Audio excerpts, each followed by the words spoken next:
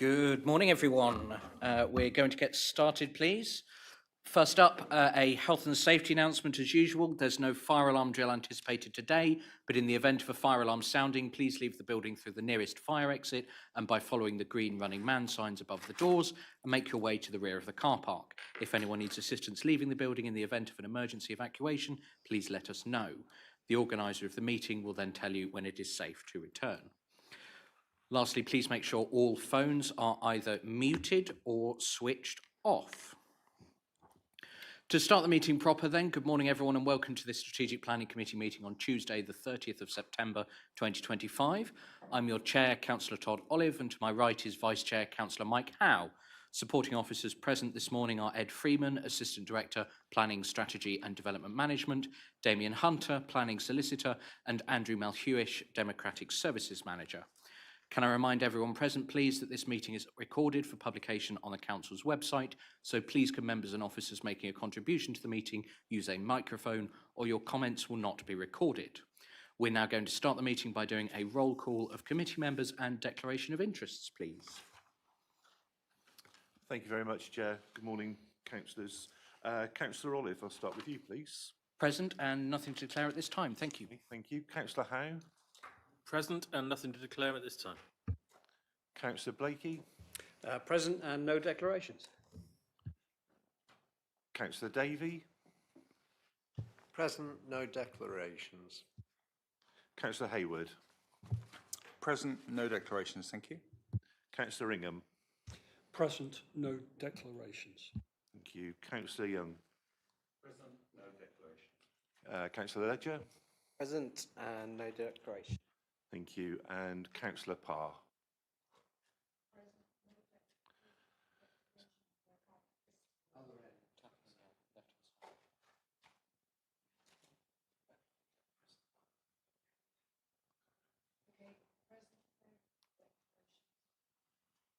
Okay, so I'll confirm Councillor Parr is present, no declarations. Thank you. Chair, I can confirm the meeting is forward. Thank you. Okay, thank you very much. That brings us then to agenda item 1, minutes of the previous meeting held on the 2nd of September 2025. Are there any comments on those minutes, please? Jeff? Sorry. Yes, I did pass on my apologies for the last meeting because I was away on holiday, but message didn't get through. Okay, thank you, Councillor Young. Subject to that revision then, are there any further comments? Okay, thank you very much, members then. As Chair then, and subject to that correction, I'd like to move those minutes as a true and accurate record of the meeting. Members, please raise your hand if you're in support. That's clearly carried. Thank you very much, members. Agenda item 2 then, apologies for absence. Mr. Malhewish. Thank you very much, Chair. So apologies this morning from Councillor Paula Fernley and Councillor Levine. Okay, thank you. Members, do you have any further apologies to relay? No, okay, thank you very much. Agenda item 3, declarations of interest. We've already been through those, which brings us then to agenda item 4, public speaking. And first up, we have Mr. Shillito.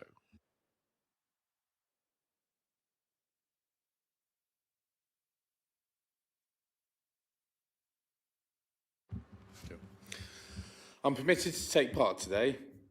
It was inexcusable that I could not participate whatsoever last time, and I still have not been given justification. Councillors, you should not allow the censorship of democracy. I have concerns regarding the minutes from the last meeting. It's noted that Mr. Freeman stated the HRA concluded that with proposed mitigations, the Exmo 20 site is currently acceptable. No, that's really misleading. The HRA stated an inherent conflict that the site is currently not legally compliant. There is currently no mitigation strategy and therefore currently no HRA to support this local plan. Mr. Freeman, please stop misleading these councillors. The maps used, just sheer incompetence. We're almost at Reg 19B and still inconsistent. You've voted for a site that includes this man's house. It's been raised time and again. HELAR confirmed availability. It turns out, as Mr. Dickens emailed, that they didn't actually do any checks. It was an unfounded false claim. Another resident is worried of being evicted from her house because of the incompetence on show regarding the site extents and cannot get any assurances. This process is in the name of the Planning and Compulsory Purchase Act. How's that look to a layperson? House in allocation, confirmed as available, Compulsory Purchase Act. Really not on. Again, wrong site at the last meeting and you carry on regardless. This is the message you send. And Councillor Hayward, your carry on regardless rhetoric you seem to champion, your message to her is you just don't care if there's fundamental errors. Councillors, you must challenge this incompetent behaviour. When the site conflicted with the methodology, you made up new rules and stated in supporting documents it passed HELAR. Where's your integrity? And Reg 19A, finally, first chance for consultation feedback. And sure enough, first SPC meeting. Rip up the timetable. We're going to have to rework the plan. It was bad. So they hid it from you. All responses hidden from anyone's eyes. So get you lot back in the room. Make you make all your decisions before you can see the feedback. Appalling, Mr. Freeman. How can they make informed decisions? Councillors, you should not be complicit with these actions. Read the RSPB response, Devon Wildlife response, Natural England response, National Landscape response. The qualified experts in this field have worked decades on the site and know its value and sensitivity. Or just accept Mr. Freeman's unqualified and misleading advice. The nightjars will pay the greatest price. Mr. Freeman told you that only a road will go in the top 400 metres, yet what's written in the plan is something very different. Misled again. The settlement boundary should be at the boundary. Thank you, Mr. Shillito. Of That's the your 3 settlement. minutes. That's literally what it means. Thank you. I do have a question. Does that have to be? That's your 3 minutes. Thank you, Mr. Shillito. Mr. Hamill.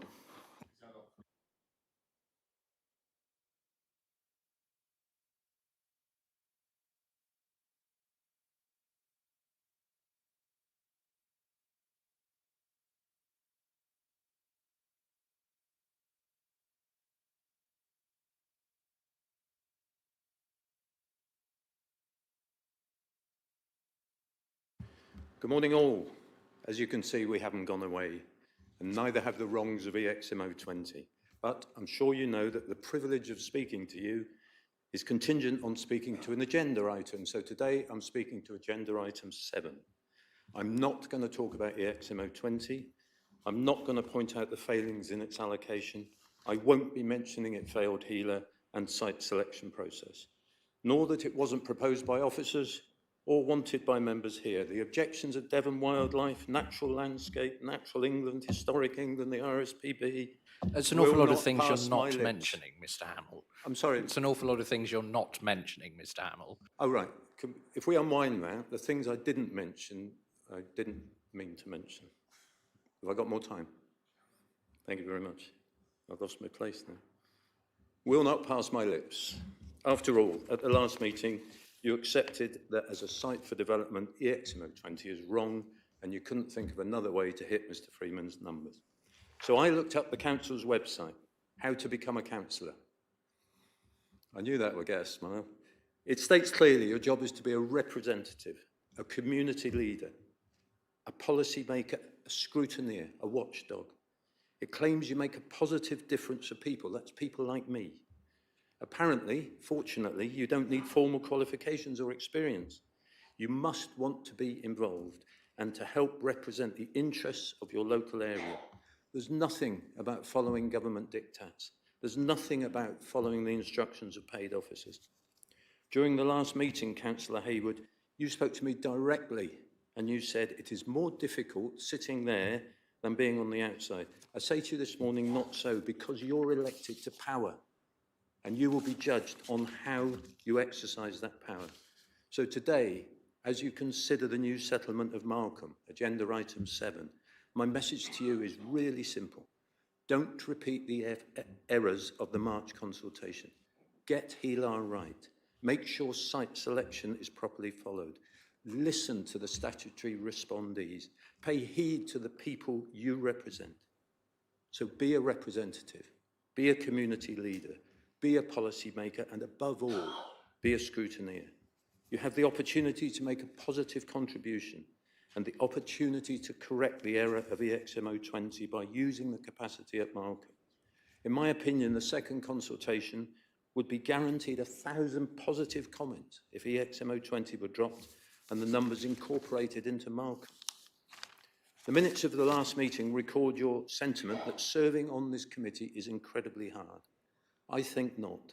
I think it's a privilege for you, a responsibility, an opportunity to do the right thing, not for government, not for the hired hands, but for East Devon, its people and your conscience. So today I challenge you, -8, remove EXMO 20 from consultation 2 and use the opportunity of Malcolm to make up the numbers.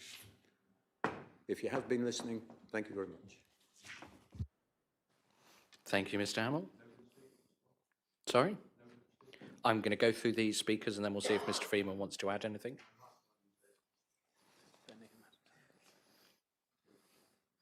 Sorry?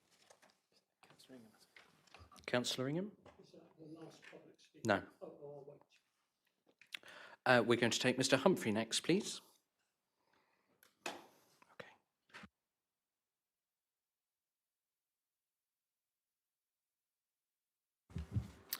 Good morning. I will be covering 2 areas today and asking 4 questions. The first being Reg 19. In the run-up to Reg 19 consultation, we were told to submit any unanswered questions along with comments as part of our submissions to this consultation. This was done as advised. It's now 6 months since the consultation finished, and we have yet to receive any responses to the questions or comments that were submitted. Can you please tell us when responses to our comments will be published? The second area is the draft local plan.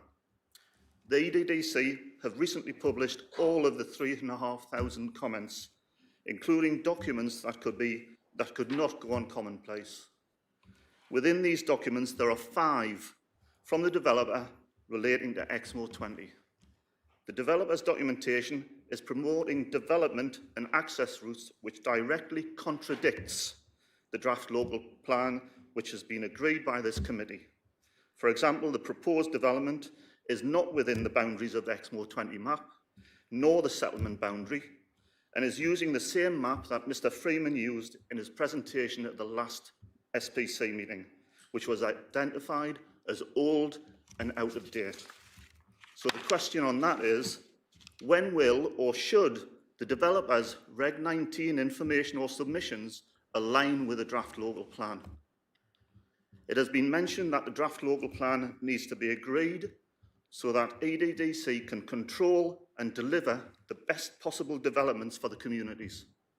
Taking into account that this plan is unlikely to be adopted until 2027, I have another 2 questions. 1, can the developer submit a planning application for a site within the draft local plan and for it to be approved by EDDC before the draft local plan has been adopted? The second one, does a developer's submission or application have to align with the draft local plan now or only when the draft local plan is adopted? These are key things that show what could happen if this draft local plan is not either adhered to or taken forward properly. Thank you for your time. Thank you, Mr. Humphrey. And Mr. Freeman's made a note of those questions. We'll come back to them once we've concluded with the final public speaker, who is Councillor Roy Collins.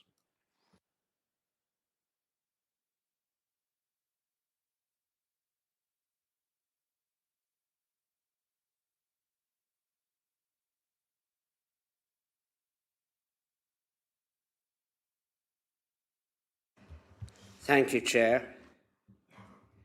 I'm a proud Devonian. Glorious Devon, the best place we live in, has been ruined by greedy planners carrying out government policies to provide homes for illegal immigrants. There are more vacant homes than homeless people worldwide. In this country, we have 1 million empty homes. 1 million empty homes. I hope you heard that. Birth rates are falling. Why do we need more homes? A report came out on the 9th of September saying that by 2050, nearly 25% of agricultural land in this country will disappear. Farmers cannot produce food for the nation if you keep concreting and tarmacking it all over. Devon grows the best grass in the country for producing milk, beef, lamb. How are you going to feed people with no land to grow crops and produce the produce? East Devon has done nothing to save agricultural land. As you well know, I attend all these meetings, the planning meetings, most of the council meetings, and I see nothing you've done to protect agricultural land. You could easily protect agricultural land by increasing housing numbers on the sites. We've heard Exmo 20 this morning. That could be saved quite easily by increasing the numbers in other sites in Exmouth. You wouldn't need that. The same with Markham. You wouldn't need that at all. You should not be taking good land. There's still disasters happening in the world since I spoke last month. We've had typhoons in the Philippines, which have destroyed crops and houses. I will finish now to keep you happy to be within the 3 minutes. I hope you've taken in what I've said. Thank you very much.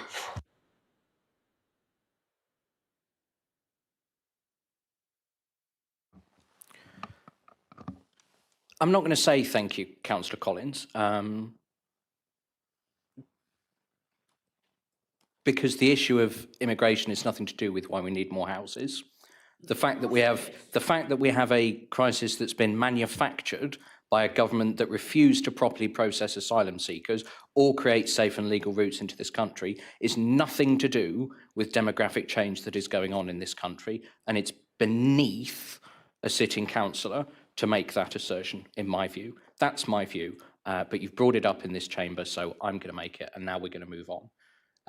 Mr. Freeman, there were a couple of questions there that I think merit an answer, please.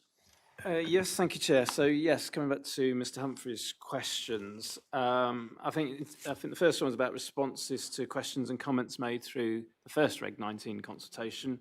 I mean, obviously we received over 3,000 comments, so we won't be responding on a one-to-one basis, but obviously reports that have come through this committee and are coming through this committee respond to a lot of the comments that have been received. So obviously there was the report last time that you saw in relation to Exmo 20 and other sites. There'll obviously be reports and documents in the second Reg 19 consultation yet to come through the committee, which will also respond to comments received. So that's how we'll be responding, is through that process. In terms of developers promoting additional development, obviously they're entitled to promote what they want to promote, but the plan is the plan. That's what we think is acceptable moving forward in terms of Exmo 20. So there's no need for their plans to align with ours. The key thing is that we are setting out in the local plan what we think is acceptable for Exmo 20. They can make an application for something else if they want to. Doesn't mean it's going to be acceptable to us, but they are entitled to. And that can be considered ahead of the local plan and could potentially be approved ahead of the local plan. There's no reason why that can't be the sequence of events. Obviously, we would much rather see applications come forward after the plan has gone through and been adopted, but the process allows them to make an application ahead of that and for that to be determined. I think that covers the questions. Yeah, nothing to add. Okay, thank you, Mr. Freeman. Councillor Ingham, then Councillor Hayward, then Councillor Howell. Thank you very much, Chair. Just wanted to comment, it was a great example this morning. We've just had 4 speakers.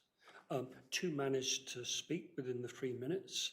Whatever they said, whether we agreed or didn't, they managed to get very strong points across. My observation is when people go over 3 minutes, can everyone be stopped on 3 minutes? Because I have noticed in the past, some people go to 4 and some people are stopped immediately. We must be fair and treat everyone that seeks to speak to this committee with the 3 minutes, and councillors included who ramble over 3, myself included, so I better stop now. Thank you very much, Chair.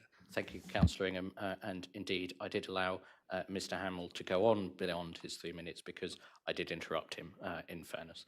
But a fair comment, well made. Councillor Hayward. Thank you, Chair. In anticipation of today's meeting, and it sort of comes from the speakers that have spoken, I was, I suppose you could only call it, lobbied by 2 people, and was the recipient of a comment on a social media feed. And it has parallels to what's been said, because one person who commented lives in a gorgeous countryside cottage with acres of land and bemoans the fact that we're building a single house in East Devon because their family has lived here for generations, and how dare we bespoil it.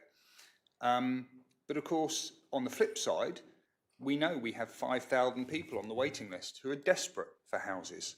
And if I had my way, I would say, to the government, just build 5,000.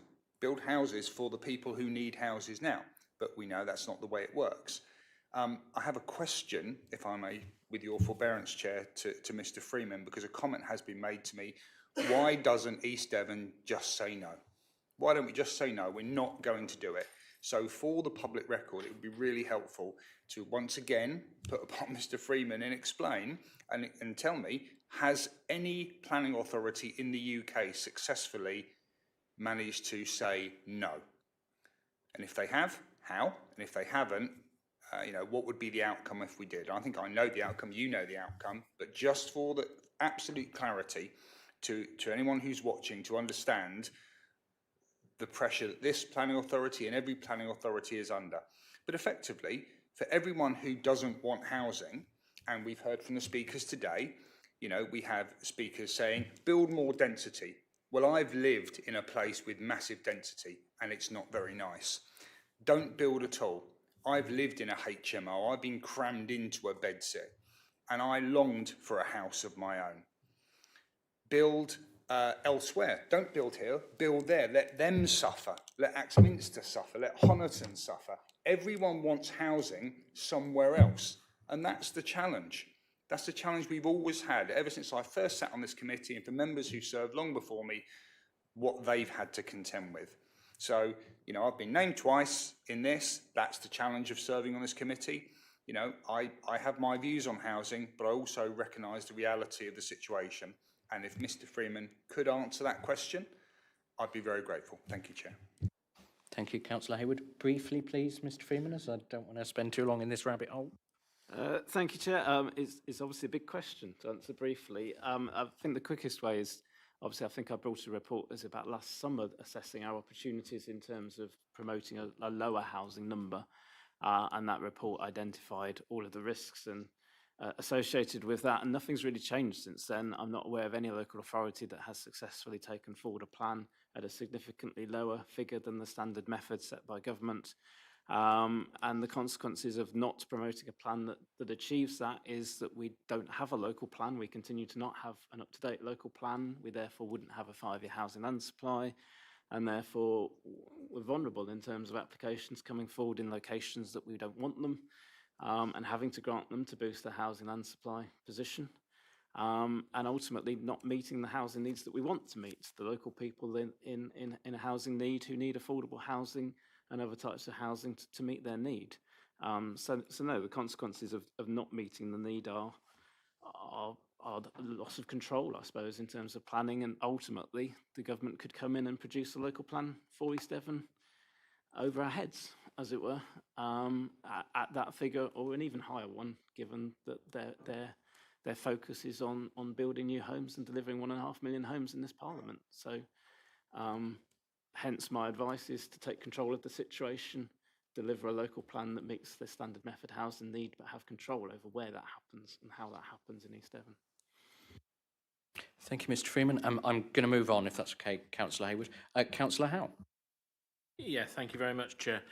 My question is quite simple, and thank you to Mr. Humphrey for asking this a while ago, and I'm sorry I didn't reply earlier from your last email you sent me, but I will get back to it at some future point. But my question is quite simple. Exmouth 20 has been shown on our plan several times using 2 different maps, and that is one of the queries that has been raised again today, is which map we are physically using, because last time we were showing, quite wrongly, the wrong map, is my understanding. For my own certainty and the public certainty, can we please define which map it is we are referring to for Exmouth 20? Thank you. Yes, so there was an error on the PowerPoint slide at the last meeting, which showed a slightly larger site than is actually proposed for allocation in the plan. We will obviously be bringing a further version of the plan to you probably at the next meeting in November before the second Reg 19 consultation. We will make sure that plan is absolutely correct, and that's the plan that gets signed off for agreement in the plan and for consultation. Thank you, Mr. Freeman. 2 things that I just want to say briefly in closing on that section. One, I neglected to make a declaration of lobbying from residents on agenda item 8 regarding coastal change management areas. I should have done that, so I'm doing it now. Councillor Young might want to make the same one, as he knows which residents I'm thinking about. So if that could be recorded, please, Andrew. And the last thing I want to do before we move on from public speaking is just to pick up on 2 points, really, that some of the public speakers have raised. One, we hear a lot of criticism of Mr. Freeman's competence from rather a number of speakers who attend this committee. And I just want to take a moment to bat that back. Mr. Freeman has been working in this industry for over 2 decades, for, in his words, 26 or 27 years. He has 2 degrees in the subject. He's a subject matter expert. There's a reason he's our service lead for planning policy, for development management, for building control, and that's because he knows his stuff. I find it frankly rude, but beyond that uncalled for, to be questioning Mr. Freeman's personal competence to be doing his job. I really don't think that's appropriate. You can disagree with his conclusions, maybe even disagree with his methods sometimes, but I'm really, really tired of hearing Mr. Freeman challenged personally on that comment. I think it's out of order. The second thing I want to pick up on is the assertion that doing this job is easy. I get threats made against me in voicemails because of decisions that this committee has made. Sitting on this committee is the hardest job in this authority, and I won't hear otherwise. We're going to move on now to agenda item 5, matters of urgency. To my knowledge, there are none. Thank you. And agenda item 6, confidential or exempt items. Again, to my knowledge, there are none. Thank you. Which brings us then to agenda item 7, the report on the secondary community at Malcolm. And before I take Mr. Freeman through that report, I'm going to apologise, committee, because there's a few words that I wanted to say just before we go into that, in light of some welcome, some good news in strategic planning for once that we've had over the weekend. It's quite rare that we get a report that comes before this committee or any others that makes me feel really genuinely proud to be a councillor of this authority. Pleased, yes. Exercised, yes, sometimes. Green wedges, Mr. Freeman. Even confused on occasion on the old report from our Section 151 officer. But from memory, in nearly 2.5 years now of sitting on this authority, I can only really recall one other report that's been taken to a committee that made me feel really proud of any of the work that we do here at East Devon, the other one being Councillor Ledger's report on housing a few weeks ago. Over the weekend, as some members will know, the Ministry for Housing, Communities and Local Government released the final report and recommendations of the government's New Towns Task Force, which had been looking at locations and policy issues for the government's plan to turbocharge house building by designating a new wave of new towns in England. After months of work, long days, late nights from our officers and from the wider team, our plans, our vision for the new community that we've come to know as Malcolm were put forward by the task force as one of 12 locations in England to receive a new towns designation. As the government's initial response to that report makes clear, that means meaningful capital and revenue funding support to help us deliver infrastructure earlier and in a more coordinated way. It means a dedicated front door to government to help us solve problems and move things forward, as well as bring other bodies, like our best friends at South West Water, to the table through the serious convening power that government can bring to bear. And it means more options available to us with government backing to help deliver our aspiration, as is set out in some of the papers before us today, of 40% affordable housing at Malcolm, with a significant proportion of social housing within that. Those things change the game for how we can bring Malcolm forward and deliver a genuinely outstanding new town that builds homes, not just houses, in a brilliant new community, not just an out-of-town estate. But they wouldn't have been possible without the groundwork that we, East Devon, more than ably supported by external partners led by CBRE, who are with us today, have put down. That groundwork is what is here before us today in this agenda item 7. The master plan, foregone by previous administrations when planning for Cranbrook 20 years ago, which sets out our vision for a well-designed place and the infrastructure that it needs. And I should apologise to members of the team who've heard me banging on about that one for at least the last 12 months now. The transport vision, building on the phased approach to delivering road improvements that, and I'll come out and say it, we actually got right at Cranbrook, at least in the early years, which will deliver the new roads and the improvements to existing junctions and public transport services needed to enable Malcolm to come forward. And lastly, and though it's more substantively for Cabinet tomorrow evening, the delivery vehicle, a critical piece in the puzzle that will enable us to bring to bear far more than the limited powers of the planning system to make sure that Malcolm is delivered in line with our vision, not the developers, with early infrastructure and a robust placemaking approach. That's why I'm proud of the report that's here before us at item 7, members.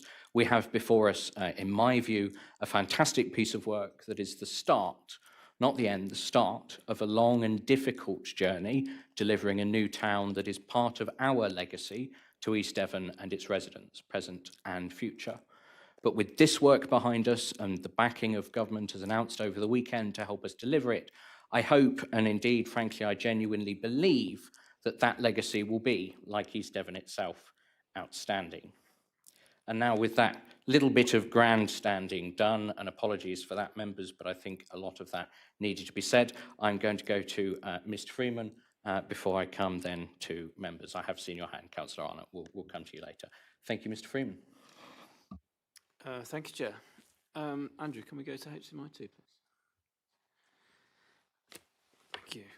So I prepared a few slides just to talk you through the documents that are on the agenda today. So members will obviously be aware that obviously Malcolm is now the name of our new town that's coming forward through the new local plan.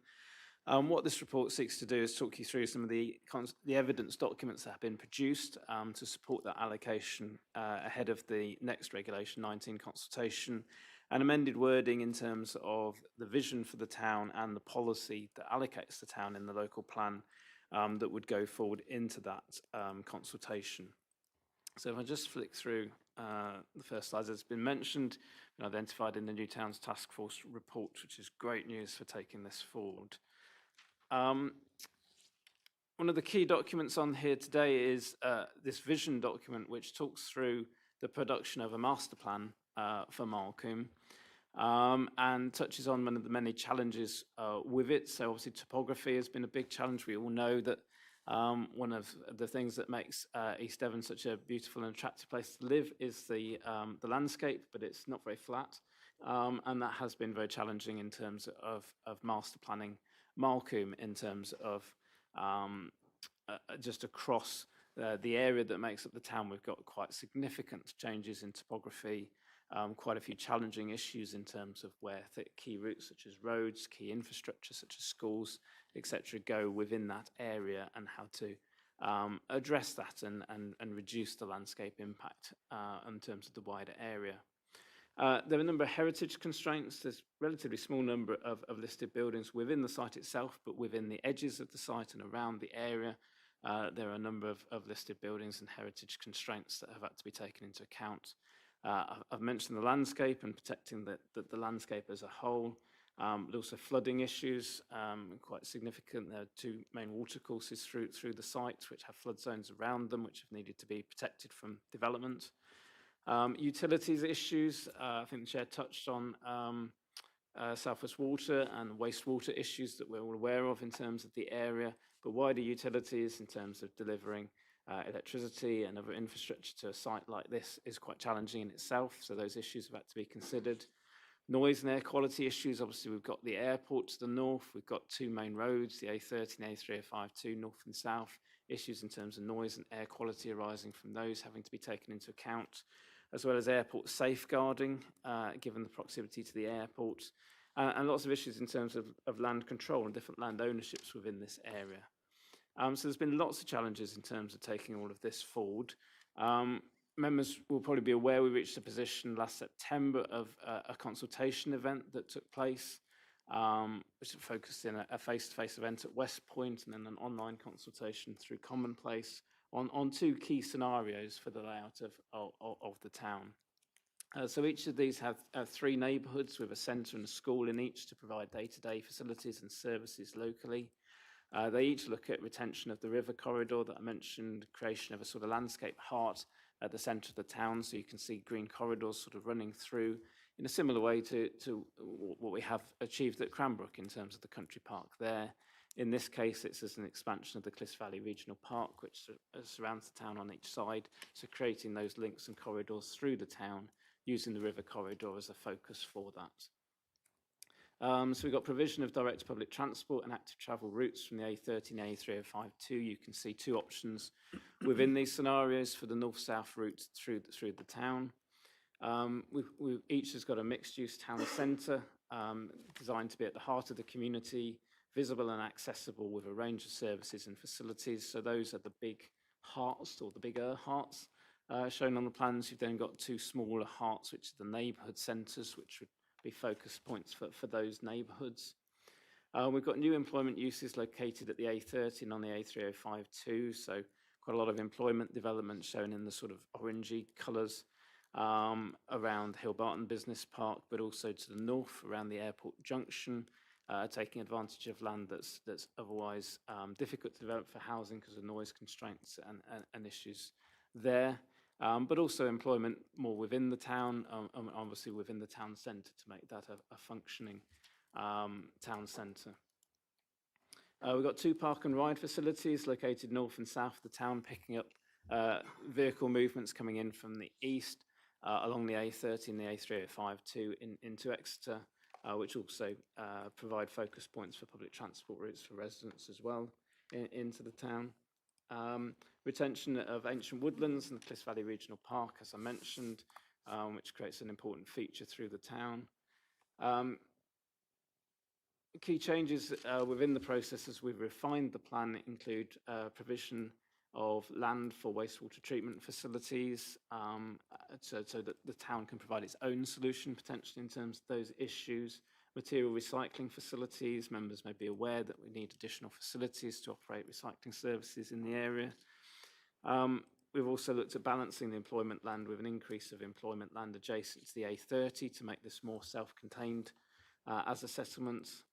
We've looked at different locations for the town centre and how we incorporate things like ground-mounted PV facilities, renewable energy facilities that can help in terms of the sustainability credentials of the town, and also potentially funding for community facilities.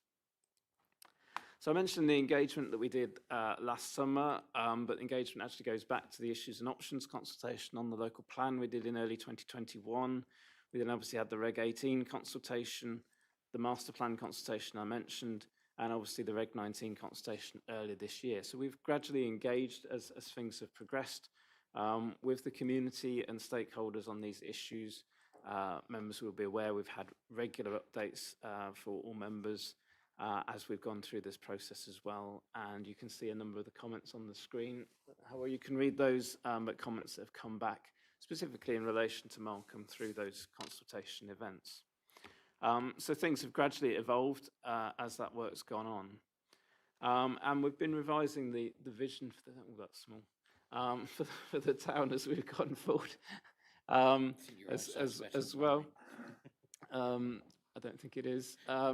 So apologies, that's so small. But it is in the papers as well. And we sought to revise the vision for the town that members previously agreed. The focus of the vision and what it says is basically the same as members have previously seen. What we've tried to do is make it more locally specific and updated it in relation to the work that's been developed. So you'll see there's lots more references rather to a second new community, but to Malcolm, naming the place, but also references to specifics within the local landscape.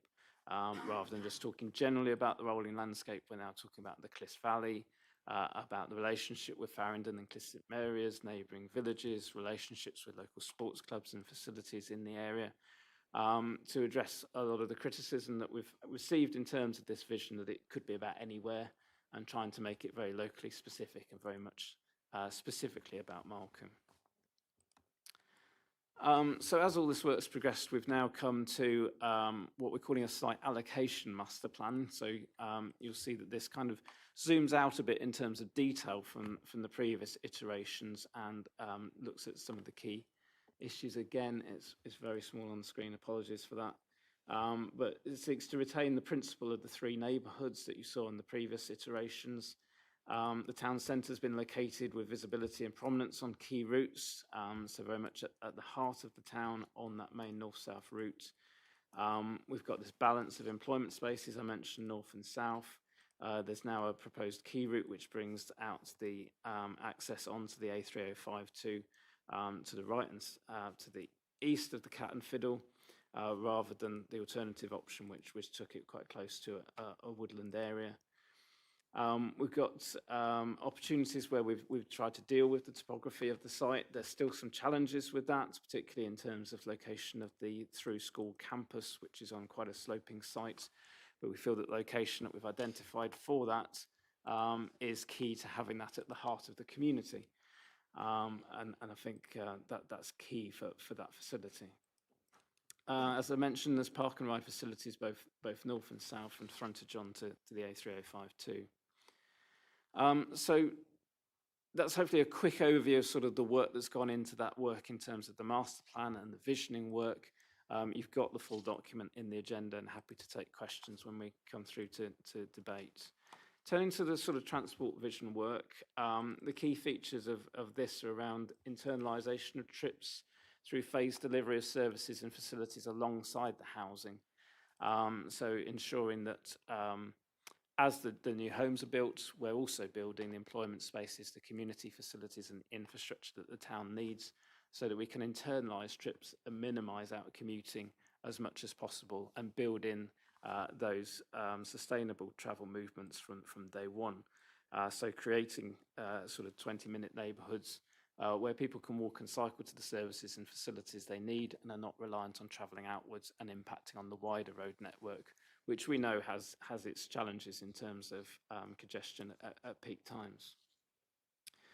So the town has been designed to be very compact with 10 to 15-minute cycle routes from one end to the other, 20-mile-per-hour speed limits and segregated walking and cycling routes around the town. I mentioned park and ride facilities north and south. They not only help to intercept trips coming into Exeter from the east, but also act as public transport corridors. But there'd also be an internalised circular bus route around the town itself, bringing people into the town centre and neighbourhood centres.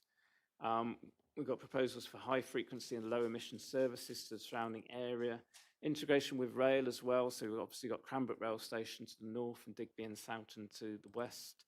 and passing loops proposed to help to increase the frequency into the future.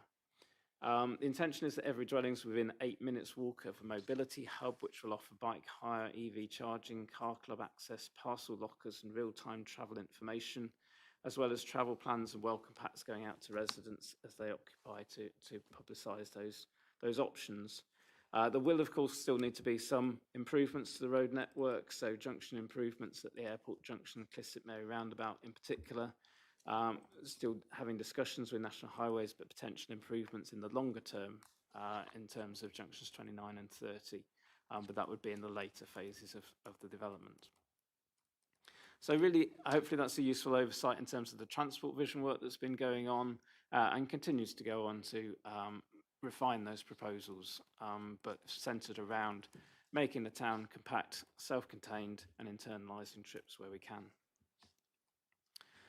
Just turning briefly to the strategic outline business case, as the chair mentioned, this is quite a key document in terms of the delivery of all of this. Obviously, we're looking to deliver a town in a very different way to how we delivered Cranbrook, which was very much a private sector-led model. In order to do that, we need to establish a delivery vehicle and secure central government funding. So this business case seeks to set out the model for doing that. It sets out a robust viability analysis, which is also key for the local plan, that defines key commercial success factors and the extent of central government funding that's needed to deliver this in the way that we envisage and meet our vision.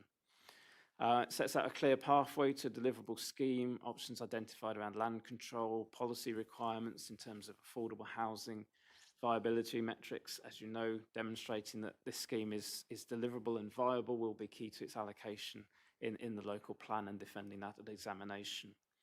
It looks at a credible funding strategy for all of this, both the capacity funding in terms of our staff resource and how we fund consultants that are still needed to input into this work as it develops, but also funding for infrastructure to ensure that we're delivering that infrastructure in step with the housing. It talks about new towns placemaking principles and scenarios about how we've modelled that and the flex that's needed to ensure that it's affordable and deliverable. Clear pathways to establishing a development corporation. I think it's been mentioned, the New Towns programme document that was published at the weekend really endorses development corporations as an approach for delivering new towns. That's very much in sync with the work that we've been doing to make the business case for delivering that.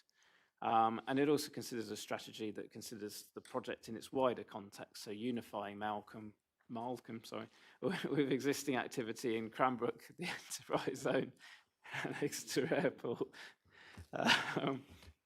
which provides the basis to structure a wider civic proposition around that wider growth and development. So those are the key documents that are in the papers that are before you. So turning to the recommendations, members are asked to agree the vision statement for Malcolm to be included in the Reg 19 consultation and the revised wording for strategic policy WSO1, which is the allocation in the local plan. Now, I realise subsequent to publication of the agenda that what you've got in the papers is the final wording and not a track changes version, which I think is what it refers to in the agenda. So I have got here, I can bring up on the screen if members want to go through the wording of the policy as part of the debate, the changes that have taken place. Much of that is updating in terms of the further work that we've done to refine the infrastructure requirements that are needed to feed into that. But you'll now see, I think it extends to like 7 pages as a policy now. But I can bring up a track changes version if members want to see that. I mentioned the master plan vision as well, so that's another document that we would see going out with that consultation, along with the strategic outline business case. You've also got amended to the attached to the agenda as Appendix 2, an emerging infrastructure delivery plan, which lists out some of the main infrastructure requirements for the town and how we prioritise those in terms of those coming forward. The intention is to work that up into a full infrastructure delivery plan for Malcolm, which will set out sort of costings and how these things would be delivered. But at this stage, we've just got a list of projects and the priorities that we put against them. what would be really useful at this stage is if members have any views on the prioritisation that's been given to those that can feed into that wider work as we develop that infrastructure delivery plan.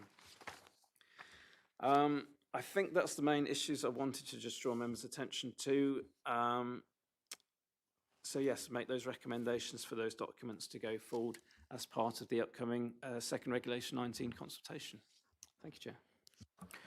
Okay, thank you, Mr. Freeman. As we normally do then at Strategic Planning Committee, we will go to questions before we go to debate, and we will start with those questions outside of committee before we come inside of committee.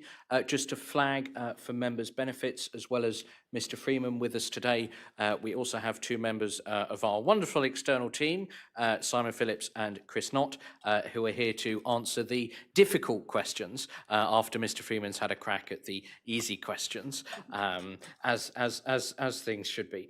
So questions, please, from outside committee. And I had Councillor Arnott's hand earlier, and then Councillor Faithful, please.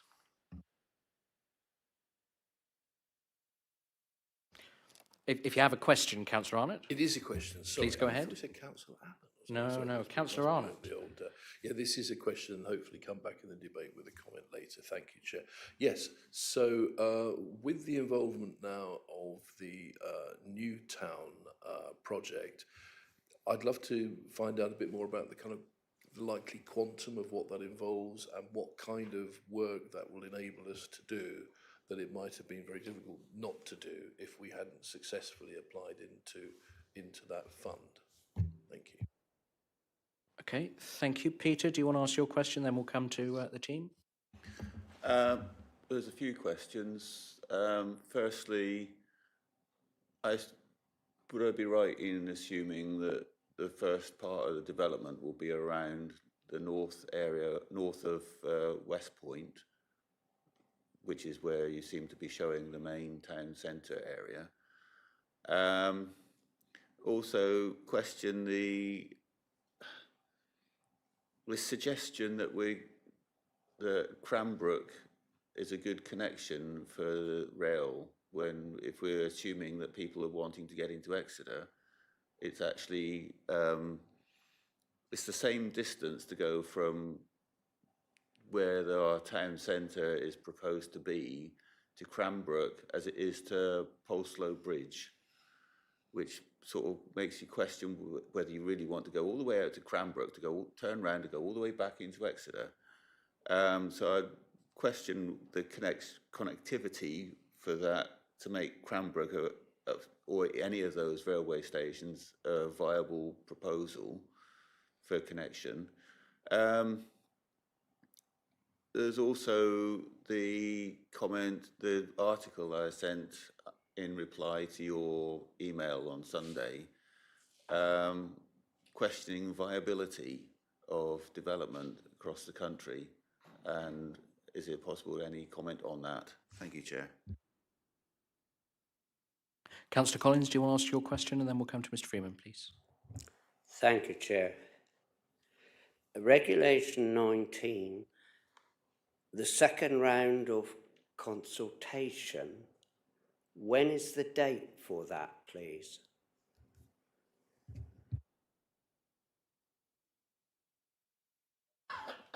Thank you, Chair. If we go in reverse order, in terms of Reg 19 consultation, I think the timeline I brought forward was to launch that in October. I think realistically it's probably more likely to be November. Now we're still waiting on a couple of key documents, particularly the water cycle study and the assessment of air quality issues on the Pelbed Heaths. So I think I'm currently looking at sticking to, I think we've got a meeting scheduled on the 4th of November of using that meeting to agree the consultation materials and the final Reg 19 plan, and then launching the consultation as soon as possible after that for a 6-week period to end before Christmas. So that's the current timeline. Coming back to Councillor Faithful's comments, we're working on the phasing in terms of the build out. Certainly the intention is that we start the town centre early as part of a first phase of development, so that's delivering some services and facilities, but it's obviously going to be only part of that because it needs to build out in sequence with the town. So I don't have any slides today in terms of the phasing. That's something that's evolving as we're going, but certainly key to ensure that certain things are delivered early phases.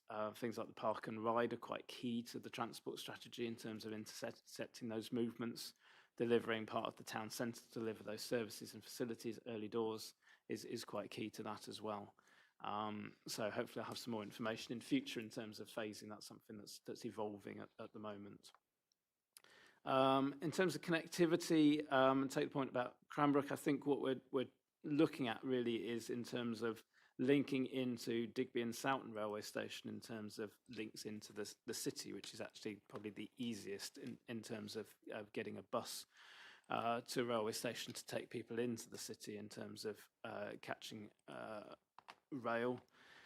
In terms of Cranbrook, that's an alternative option in terms of going to the city, but obviously perhaps more convenient in terms of going east if people were coming to Honiton or Axminster or even go all the way up to London from there. So it's making most of those linkages in both directions, I think, in terms of connectivity through rail. But obviously looking to have priority bus routes into the city as well, and bus routes that take people across the wider area. So it's a combination of all of those public transport routes that will create, that connectivity and efficient, sustainable travel routes from the town and around the town. In terms of viability, that's something that's picked up in quite some detail in the strategic outline business case, so perhaps worth looking at that document. I appreciate it's only the technical summary, but it does give a good outline of that. Obviously, we do need to ensure that this is viable, but there's lots of different variables in terms of that, in terms of things like construction costs, how we're delivering things, who's delivering the site. What it does is model various scenarios in terms of affordable housing, which unfortunately always ends up being the variable within this, but our aspiration remains to deliver 40% affordable housing as is set out in the policy, but we acknowledge that we will need grant funding from government to achieve that. Fundamentally, without that, it would be a significantly lower proportion. But it probably brings me nicely to Councillor Arnott's questions about government funding, which is going to be key in terms of delivering this to our aspirations. And as things stand, we have little clarity in terms of exactly what it means in terms of the New Towns programme. I think what's been clear from discussions with Homes England, though, is regardless of what happens, we can rely on their support, both in terms of professional support and financial support in terms of helping to deliver Cranbrook, Malcolm and Cranbrook to an extent, because as I said, we talk about this wider civic proposition in terms of bringing forward Malcolm alongside the Cranbrook expansion areas and the wider enterprise zone sites as well. So we've certainly got commitments to their support. What that actually means in terms of the bottom line, we still wait to hear as work and discussions progress. I think the New Towns programme report acknowledges that different proposals will need different support, so it will need to be tailored. So I think that's something that needs to come out in the further work that they're talking about doing over the next 6 months. Thank you, Chair. Just to flesh out Ed's answer on that last question for you, Councillor Arnott, the government made specific reference to a number of things as possibilities. So firstly, the £39 billion social and affordable housing programme that they announced a few months ago, and whether there's a priority route for the New Towns into that fund, looking at enhanced land value capture, so through the removing hope value powers that were introduced by the Levelling Up and Regeneration Act in 2023, as well as various other sort of slightly vaguer tools around the role of tax and various other things that are set out in the government's initial response. I will look to Simon if there's anything that I've missed there that you might want to add. No, shaking head. So some more details for you there, Paul. Peter, is it very quick? You have already, okay. It's just a question, how much control will we have on things like architectural style? Can we, I mean, do we have, if we've got a housing shortage or housing target shortage, we're likely to have to approve things, even whether we like it or not, almost, isn't it? So this is where, I mean, we didn't get much saying architectural style of Cranbrook. We got what we're given. Yes, so there's two answers to that. One, that's why we need to get to a 5-year housing land supply position. As always, that's a critical factor in being able to apply our policies. But two, there is a much more work still to do in terms of developing a design code, so a planning policy document that's much more specific about what we will and won't accept as part of the second new community.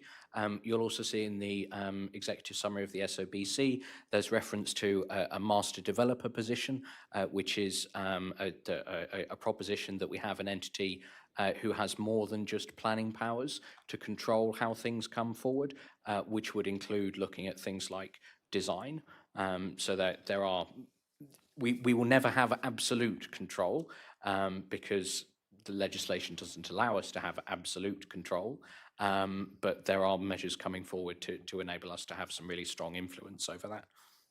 Anything to add, folks? Simon? Yeah, thanks, Chair. Thanks, Councillor. I think that's a really important point just to raise, that is an intrinsic part that comes out through the New Towns report as well, about the importance of design and the importance of local involvement in that. And as the Chair has said, the further work that will be undertaken around sort of the master developer role and also the design code will help ensure that the local authority, the district council, has that continued involvement in that. And that was one of the key lessons that have been taken forward from the experience of Cranbrook. Thank you, Chair. Thanks, Simon. Coming into committee then, members' questions, please. Councillor Davey, then Councillor Blakey, then Councillor Howard. Thank you, Chair. I just want to say, firstly, I think this is a fantastically ambitious, thorough, well-researched report, and fantastic attention to detail, like the freight strategy that I would never have considered, is I think exemplary. And I really hope it comes to pass. I may not live long enough to see it, but especially the way we're going. But if it comes off, if it's actually delivered, I think it would be a fantastic place to live, and I would want to live there. Maybe my grandchildren will. There's mention of growing and of it being a place where people can grow their own food, but I can't see any allocation for allotments. And if I've missed it, and there is a figure, how was that derived? Also it's not in page 51, which has got the land budget. Page 135, there's a bit about parking requirements at workplaces, which I know is derived from our standard local plan numbers.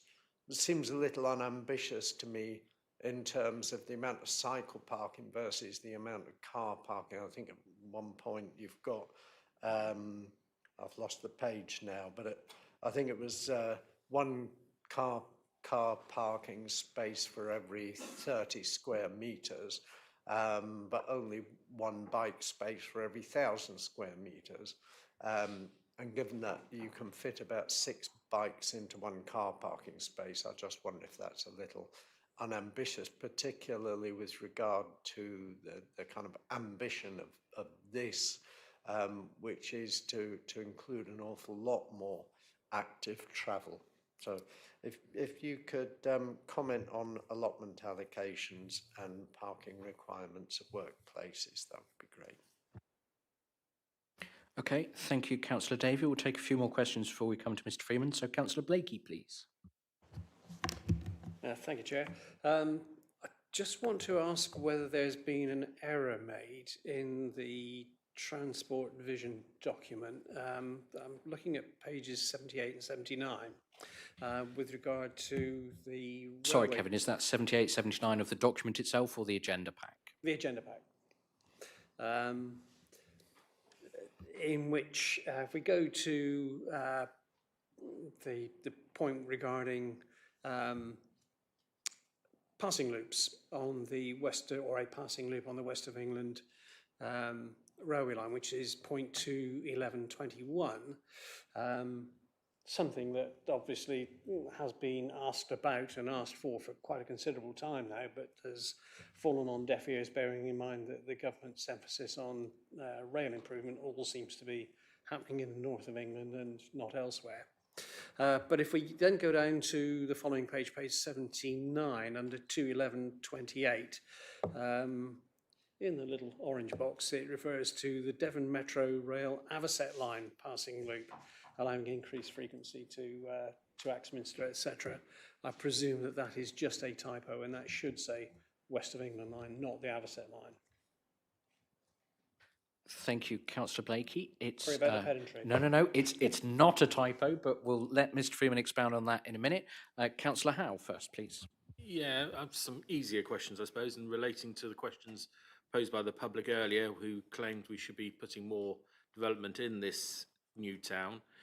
Can we, and I know we can, but can we explain to the public in particular why the build rates are set as they are for this new town, and particularly over the length of period we have for the new local plan, to explain that it is really hard, if not virtually impossible, to up the rates we would need into a new town? Thank you. Okay, thank you, Councillor Howe. That's a nice chunky set of essay questions for Mr. Freeman to respond to. So, Mr. Freeman, please. Thank you, Chair. Yeah, I was just trying to find the land budget to answer the question about allotments. I'm sure allotments have been included within the wider land budget. I'm not sure if they're listed in the land budget, which is in the vision document. No, they're not. But they are definitely something that we have in mind as part of the open space. I think yeah, and it's in the IDP. So yes, allotments are certainly something that we will be looking to include within this. I think it's difficult to pick them out on quite a schematic master plan, which is what we've got at the moment. But obviously that master plan needs to be taken forward and worked up into more detail, and then detailed design codes where we can start to pick out that level of detail and identify specific locations for things like allotments. But hard to pick them out on quite a high level master plan that is the stage we're at this stage. But certainly as with Cranbrook, I think they're a key community facility, key for sustainability, health and well-being, and also key for community spirit as well. So key that we have those allotments and sufficient to meet demand throughout the town. I'm trying to read my handwriting on the next point, which was about, I can't read my handwriting. A bit worrying. Sorry. Cycle parking. Yes. Yes. So I think where we've got to at the moment is that the transport visioning work simply refers to the policy that's in our emerging local plan. There is no reason why we couldn't look for a specific policy within Malcolm, I suppose, if we wanted to go more ambitious than that within the town. I think that's a question we need to tackle moving forward in terms of taking this work forward. So obviously the allocation document seeks to set out requirements as we understand them at this point in time, but I'm quite mindful that as the work progresses, there may be of a more detailed policy points that we want to make, which perhaps need to come through in a supplementary planning document of some description for the town, where we could then prescribe more specific standards on things like that for the new town as the work progresses. At the moment, we've just gone with the standards that are in the wider plan. But if it becomes key to our emerging transport strategy, I see no reason why we couldn't seek to refine that in future work and future policy documents. In terms of Councillor Blakey's point about the passing loop, I think there actually is an error which was pointed out to me yesterday in there in terms of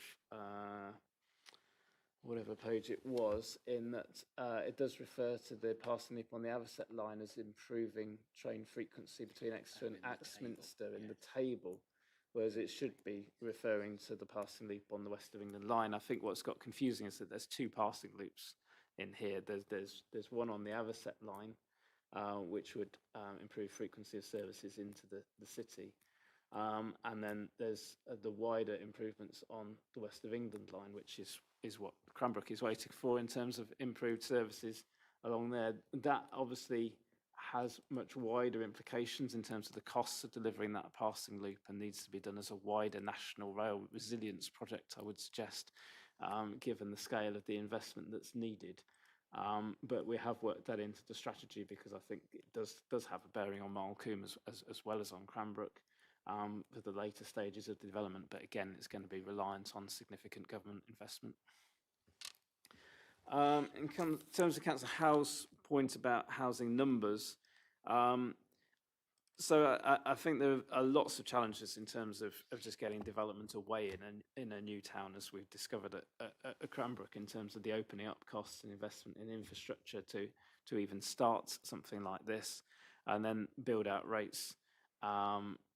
We've been fairly conservative, I think, in terms of the build-out rates that we've included in the plan and in our trajectories as things stand, because of the uncertainty in terms of when development might start and how quickly delivery rates might pick up. And they're dependent on quite a lot of different factors, including how many different developers and different outlets are delivering at the same time across a site of this scale, and how that works alongside delivery at Cranbrook, which would still be ongoing at that point in time.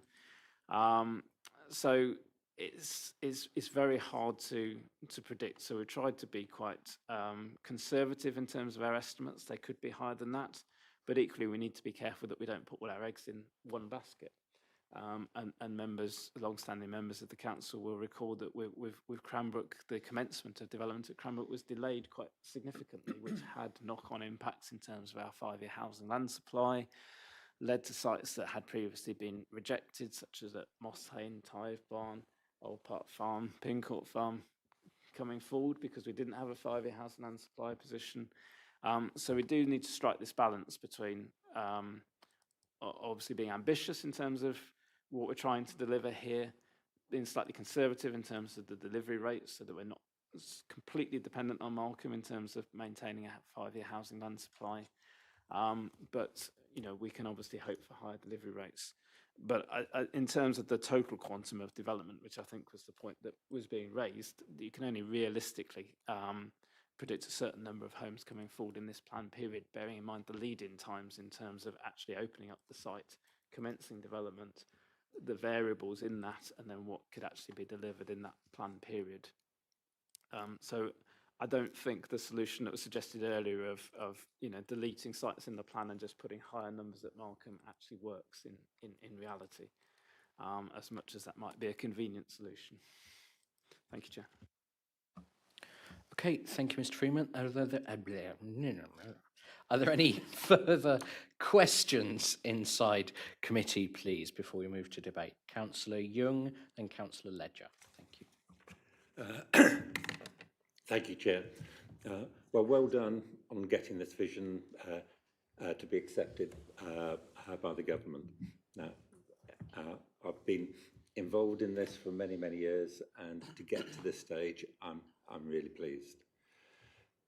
Picking up on one of Councillor Collins' comments, I accept that the new town in this location will mean building on agricultural land. But unlike many councils, we don't have that advantage of having much brownfield development. Is this coming to a question, Councillor? Yes, it's coming to a question. Thank you. How do we go about protecting the countryside around this new town? Because that is going to be heavily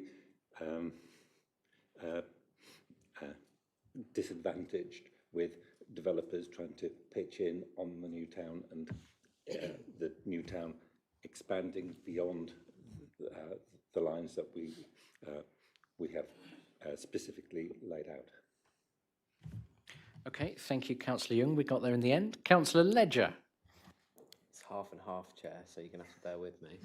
I'm quite happy with most of the things that are listed. Just looking at the infrastructure delivery plan, there's only one thing with cemetery. It's listed as desirable at the moment. Can that be important?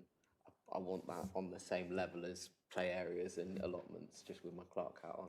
It usually is forgotten, and it's something that is really important. Any further questions before I come to Mr. Freeman? Okay, Mr. Freeman then, please. Yes, thank you, Chair.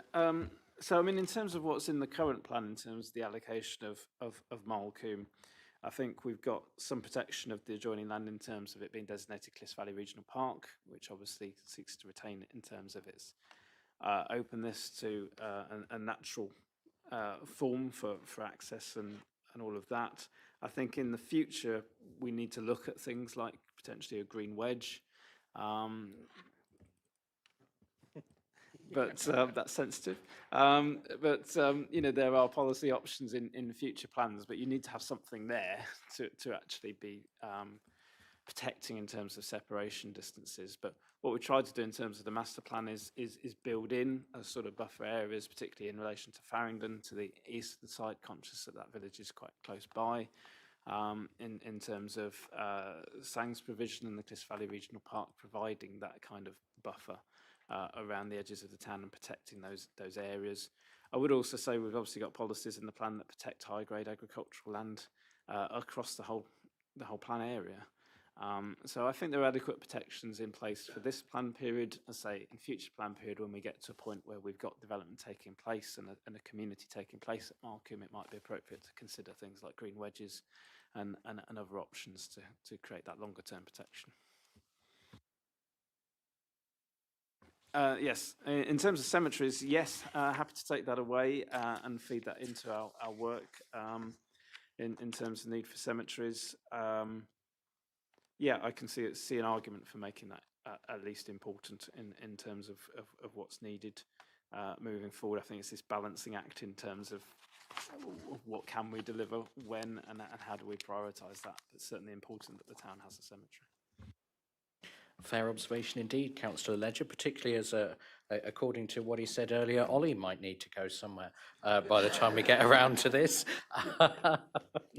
Councillor Young, did you have another question that you forgot about? Yes, I've got another question that is, I've seen questions on Facebook already.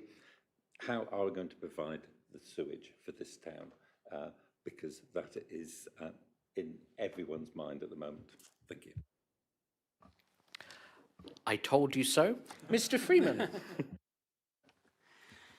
So I think the first thing to say is I'm having regular meetings with South West Water in terms of the work that they're doing to try and deliver increased infrastructure in this area and new sewage treatment works to keep them up to date with the work that we're doing. And I think there's some really helpful comments within the New Towns Programme document about this issue and about water companies needing to take a longer term view of their infrastructure in relation to new towns and how that's delivered, and working closely with local authorities. So I hope we will continue to work productively with South West Water in terms of how that can be delivered.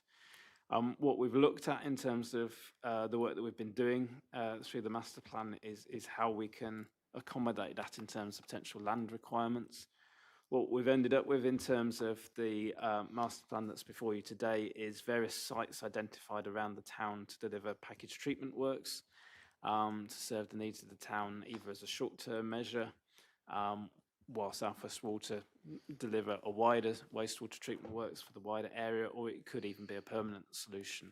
But I think the key thing is to set aside suitable amounts of land in suitable locations such that we can meet the needs of Malcolm in terms of wastewater infrastructure within the town, if that's what we need to do. But obviously we continue to work with South West Water on the wider solutions, which may address Malcolm at the same time. Councillor Howe. It was started by someone else, so I'm going to have to follow up. It's all very good, and I praise Mr. Freeman for talking to South West Water. And when you start to talk about wastewater treatment plants, package plants, etc., what about the Environment Agency? Because package plants invariably put out their clean water, and I use that word very carefully, into the rivers and the local runoffs, and that involves the EA, particularly where you need reed beds and large allocations of land to make sure it is purified to the extent that it needs to be. So I just want to make sure we've got all bases covered, not just a few. Yes, so I know that South West Water are talking to the Environment Agency in terms of improvements to their network and system. And obviously you're right, there are discharge licenses that would be needed in terms of discharging into water courses, whether that's a South West Water wastewater treatment works or package treatment plants within the site itself. There's further work that's needed in terms of the package treatment plant solution, in terms of understanding how that would work, how that would discharge, and those discussions with the Environment Agency. I think at this point in the evolution of the master plan, it's about setting aside the land to take in order to accommodate that. As I said, we're at a stage where the master plan needs to evolve further in terms of understanding those issues and talking to the Environment Agency in terms of that potential solution, and refining the master plan into future iterations and design codes and more detailed guidance. So that will come through with the further work that we're doing in terms of understanding how that would work and the discharge issues that arise from that. But we're certainly content that we've set aside sufficient land to accommodate that solution should that be needed.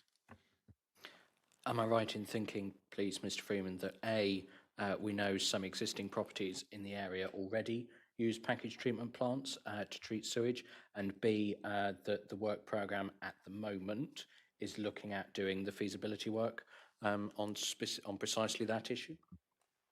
Yes, so working that into the work programme in terms of doing that feasibility work, and yes, there are homes across the whole district that are on private sewage treatment works, and including in that area, so it can be made to work. With these things, there's always an engineering solution. It's a matter of how that is made to work and what the cost implications are, and the land take that's needed. I think key at this stage, as I say, is having the land take. We can work on the technicalities of what that solution is and how that works as the work evolves from here.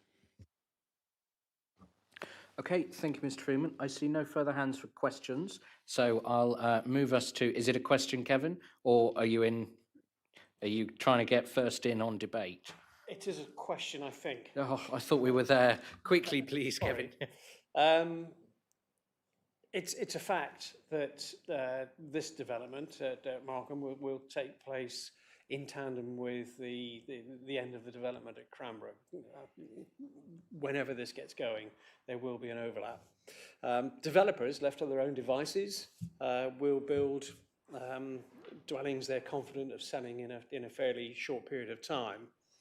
And I'm concerned that the development of Markham will, I'm sorry to be parochial about this, but it'll kill the later development at Cranbrook. How will we ensure that the Cranbrook experiment, if you will, despite its obvious flaws, is actually completed? So there is the question.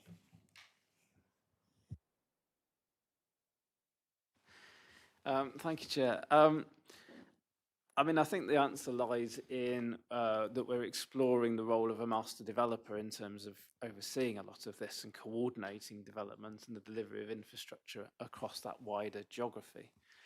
So not just within Malcolm, but also within the Cranbrook expansion areas. So it comes about making sure we're not competing with ourselves in effect, isn't it? In delivering different products in different locations.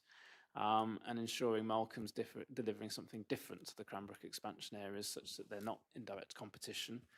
And I don't think it's dissimilar from having Cranbrook delivering alongside Moss Hayne, Dive Barn, Old Park Farm, Pincourt Farm, as we've had for the last 10 years in effect. There's always been other developments coming forward in those locations, and there always will be, I suspect. So I think we've shown that there's sufficient demand in the area to do that, but we're doing that by delivering different types of products in different locations, and that's what we need to do here.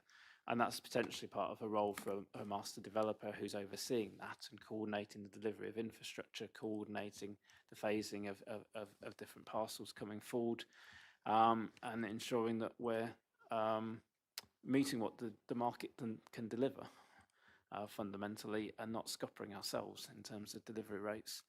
by trying to deliver exactly the same product in 2 different locations, such that they're not successful in terms of their delivery.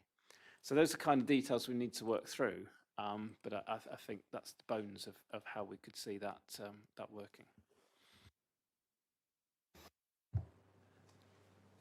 Ed, you got that pretty much spot on, actually. I'm not surprised to hear it, but it is an excellent question. First units in Malcolm will probably come on stream in 2031. So we're a way away from having an overlap between product on both developments. But it is a critical issue, and it is an issue that Ed correctly says will be coordinated by a master developer. We have to be extremely careful with that because we can't control it. Otherwise, we'll trip into competitive markets problems. So it's very much a coordination problem. One of the tricks will be to have different product on Malcolm than on Cranbrook. So whilst the 2 developments are complementary to each other, there is a difference, in which case there's a different market appeal. And with a fair wind, we can maintain demand on both of them. But we've had that point actually as a key risk area from the outset. It's an excellent point. Okay, thank you, Chris. This is my final call for questions. If you have a question, put your hand up now or hold your peace.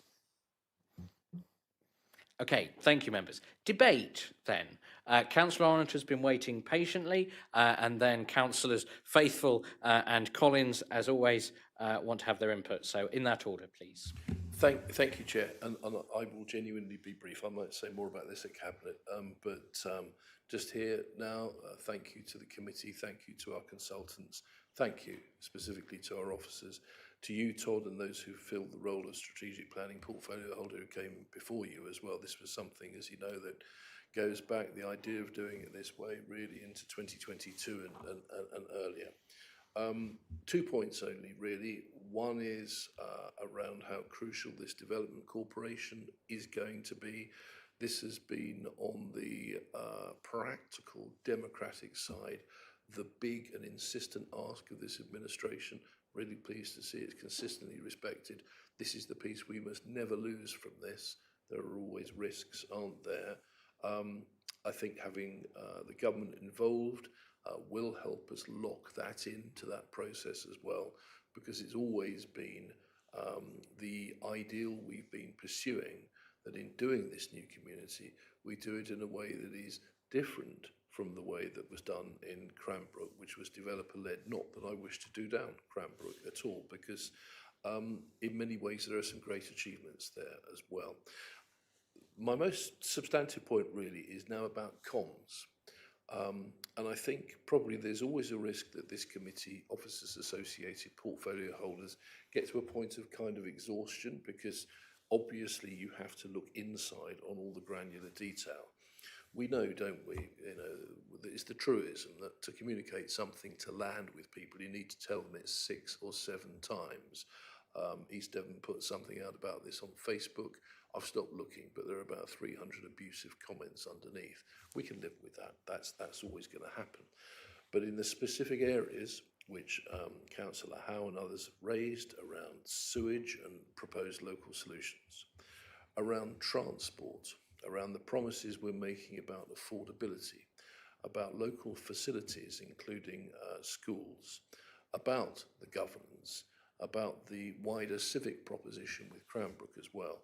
We now need to do a Q&A, straightforward sheet, and get that out there.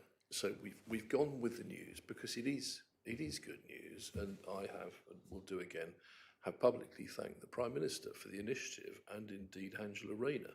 You know, you can say a lot of things about the Labour government, but this is something they have followed through on, which our officers took, and Todd took brilliant advantage of and moved very swiftly. But that's, I suppose, we have a new comms manager starting, I think, on Monday, and I'd like to see this as the absolute top priority, because I think it would be really sad for something that's so positive to get sullied in the public mind, because this now exists, unfortunately, in a fetid online environment where Cranbrook didn't. And I think we need to be bold and truthful in explaining to people what actually this means, not least, by the way, that nothing really happens until 2031. So that's my ask, Chair, is that we try and think about how to do some collective comms work with people involved in planning. I'm happy to be involved as well. Bring Sarah Jackson in too, as one of the sort of wings of this entire operation moving forward. Thank you. Thank you, Councillor Arnott, and I think that's a point that Mr Freeman and I can take away, definitely. Councillors Faithful, then Collins, please. Thank you, Chair. I'll try to make sure these aren't questions, but I'll put them as suggestions. The conversation about passing loops. Can we please push for a second track at Exmouth? Because wherever you got your loops, you can only have the one train going all the way down to Exmouth and all the way back again. If we've got a second track, we've already got the platform there and we own the land to put the track on. It's the edge of our car park. The platform was all in place, we just need a track put back, and that would substantially increase the opportunity of improving the rail to Exmouth and all the way along that line. And another suggestion would be looking into alternative forms of transport, like an alternative, whether you call it metro or some sort of thing specifically for our new town, to wherever we can take it to, because the road network we've got is atrocious. Anyway, there you go. Thank you, Councillor Faithful. I have been asking for a tram for quite a while, so, you know, maybe Chris can see if we've got any money left down the back of the sofa for it. But thank you, Peter. Councillor Collins. Thank you, Chair. It literally horrifies me, sat here listening to you and the committee and everybody else, taking all this agricultural land. You have a patchwork of fields. If you notice, some of the fields are brown. That means they're arable, they grow crops and corn. There's not a lot of land in East Devon that will grow corn, but here you have exceptionally versatile land, which, as a farmer, it horrifies me that you're taking away that land. You may recall the 5th of December 23, when you approved this plan, 2 councillors on the committee were brave enough to vote against it. I spoke against it here. I'm not at all happy about it. But I suppose I don't know how it can be stopped, whether it'll go to public inquiry and there'll be enough people there. We'll have to wait and see. But in 1960, there were 6 million cars in the UK. Now today, in 25, there are 34 million. 34 million cars.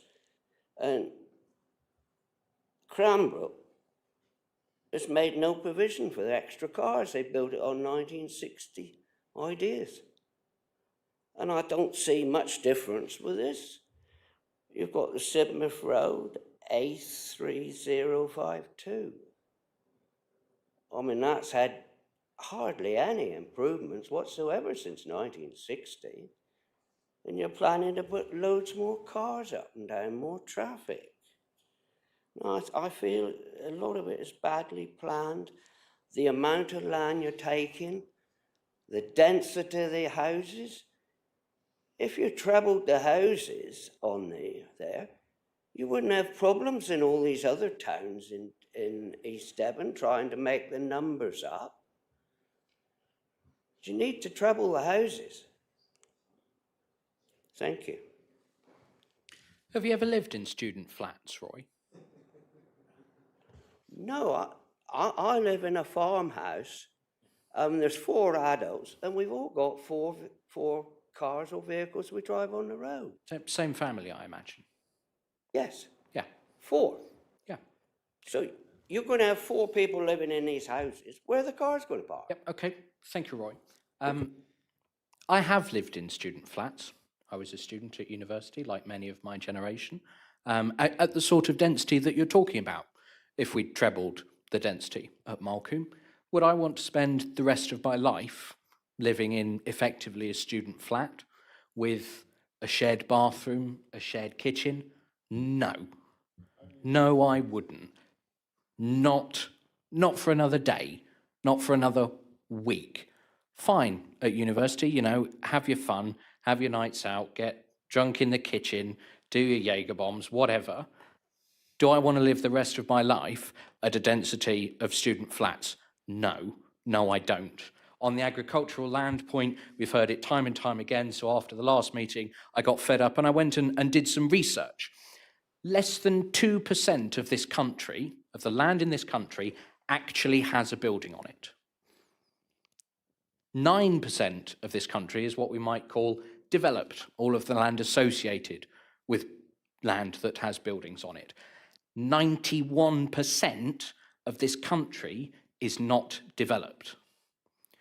More of this country is golf courses than has buildings on it. 3% of this country is golf courses against 2% that have buildings on it. I'm really, really tired of people telling us that we should stop building houses, which we have to do because we don't have enough of them, because people can't afford them, and unless we do something about it, they never will be able to, in favour of farmland. It's not a trade-off. The country will starve. Thank you, Roy. There will be starvation. Do any other members outside a committee wish to speak? Inside a committee, the first hand I've seen is Councillor Davey. Thank you. Well, if we're going to talk about land use, I'm sure Ed is already searching for the brown bits, and that's where the allotments are going to go.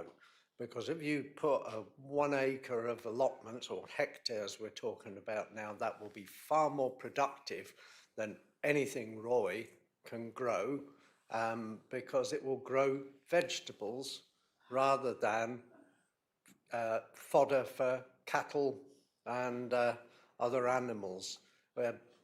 It's a highly inefficient way to produce protein to raise animals on land. If you want to use the land efficiently, you grow crops on it, not animals. I think that's me lot. Thank you, Councillor Davey. No, the other thing I was going to say was, even if we were to build out Malcolm at a higher density, and I won't go down the route of student life, which obviously reminiscence day to day, but you didn't mention lack of any outside space as well, which is again why allotments are so important. If you don't, if you are building out at that higher density, people need a bit of outside space. They need parks, gardens, allotments. But even if we were to build it out at a higher density, that housing would not arrive in time for us not to still need to allocate the number of houses we need to do within this local plan. And this is the point. Malcolm is not a kind of magic bullet for avoiding development elsewhere. Thank you, Councillor Davey. Councillors Howell, then Ledger. Well, can I start with a question, but a strange way? It's how we're doing this. There are 4 proposals on our sheet. Yeah. I'm just wondering if we can take 1, 2, or 3, because I've got issues around 4, if you get my meaning. How many of these can we knock off without going into long-winded debate and everything else, and try and get down to the meat of the question? Okay, that's a fair point. We'll take Councillor Ledger's point, and then we'll see if anybody has anything to say about recommendation 1. Councillor Ledger? We don't want to take your point. Are you sure? Okay, so I will ask then. Members, hopefully you have the recommendations in front of you. Does anybody have any comments to make about recommendation 1, the revised vision statement for Malcolm? Does anybody have any comments on recommendation 2, the revised... Sorry, I genuinely didn't see a hand, Ben, sorry. This is on all four. I still see the vision especially as flawed, because I disagree with what some of the councillors said, in that Malcolm couldn't be bigger. We could have started earlier, and I believe it certainly could have been bigger and more coherent in its relationship with Cranbrook. And I think that would have really satisfied this government's needs. And in fact, any government or any party that was in power, I think would have been far happier with a 15,000 delivery rather than 10,000 within a controlled structure of supply, which involved that coherent infrastructure which we hope to do here. Because I think 700 delivery is weak. I think we could have done 1,000, and we could have started a few years ago. But I appreciate a lot of you are already convinced that this is the answer. I don't believe so. That's why I wouldn't support the vision. Okay, thank you, Councillor Ingham. If you have thoughts about how Malcolm and Cranbrook can be better joined up, please do share them after the meeting, because this is an evolving situation. And if there's ideas there, please believe me, they will be heard. Councillor Ledger. The only point on the vision was that in the documents we say it's 8,000, potentially rising by another 2,000 with further additions possible for the future. But then in the vision we say delivering up to 10,000, and we set that as a definitive. And it's whether you want to leave a little bit of space open that can increase in the future.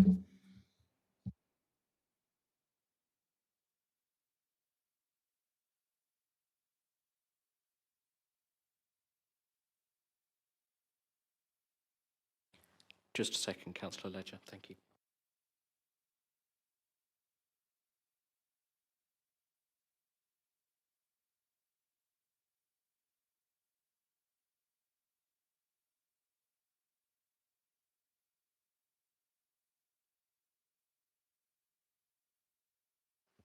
Yes, through you, Chair, just looking at this. So yes, so the vision says up to 10,000, and then the policy says to accommodate at least 10,000 new homes. So yeah, happy to take away an action to align the two. I think at least 10,000 is probably best, so we can incorporate that into the vision if members are happy with that.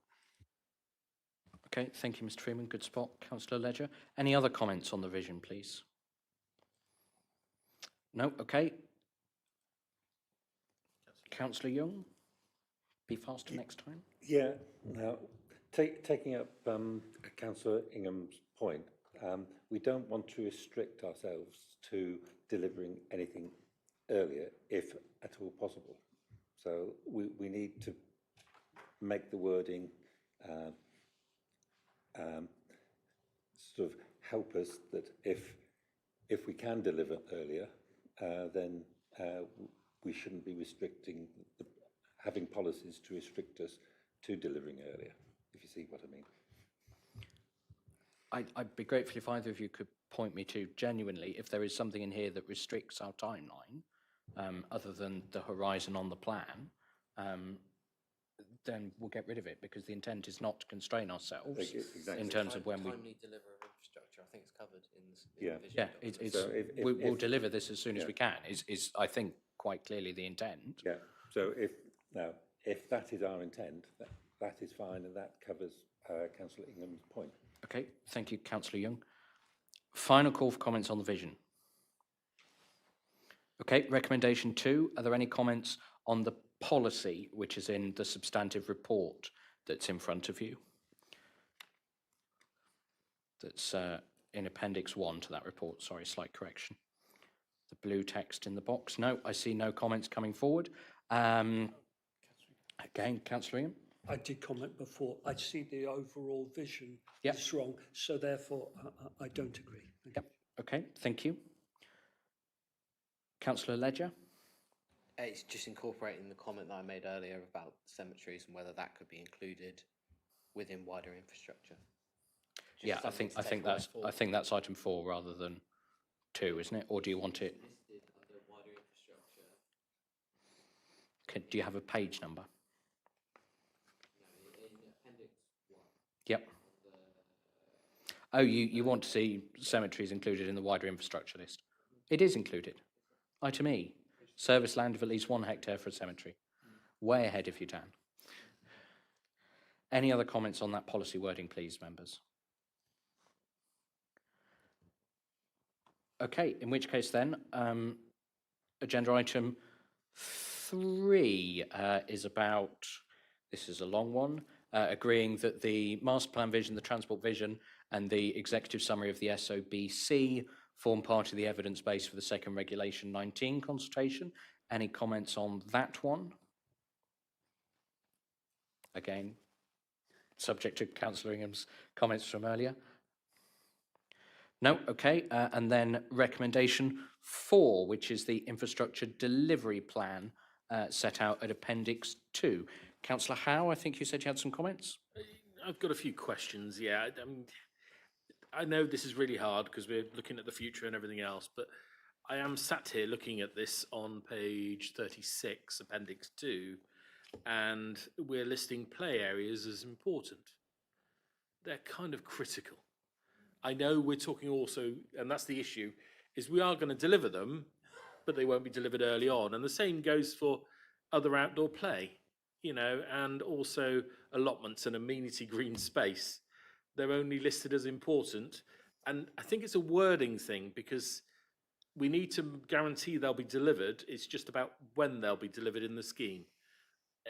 As I say, it's just a wording thing that I'm picking up that, you know, natural green sports pitches as well, important. They're all important. They're all actually a necessity. They've got to be there.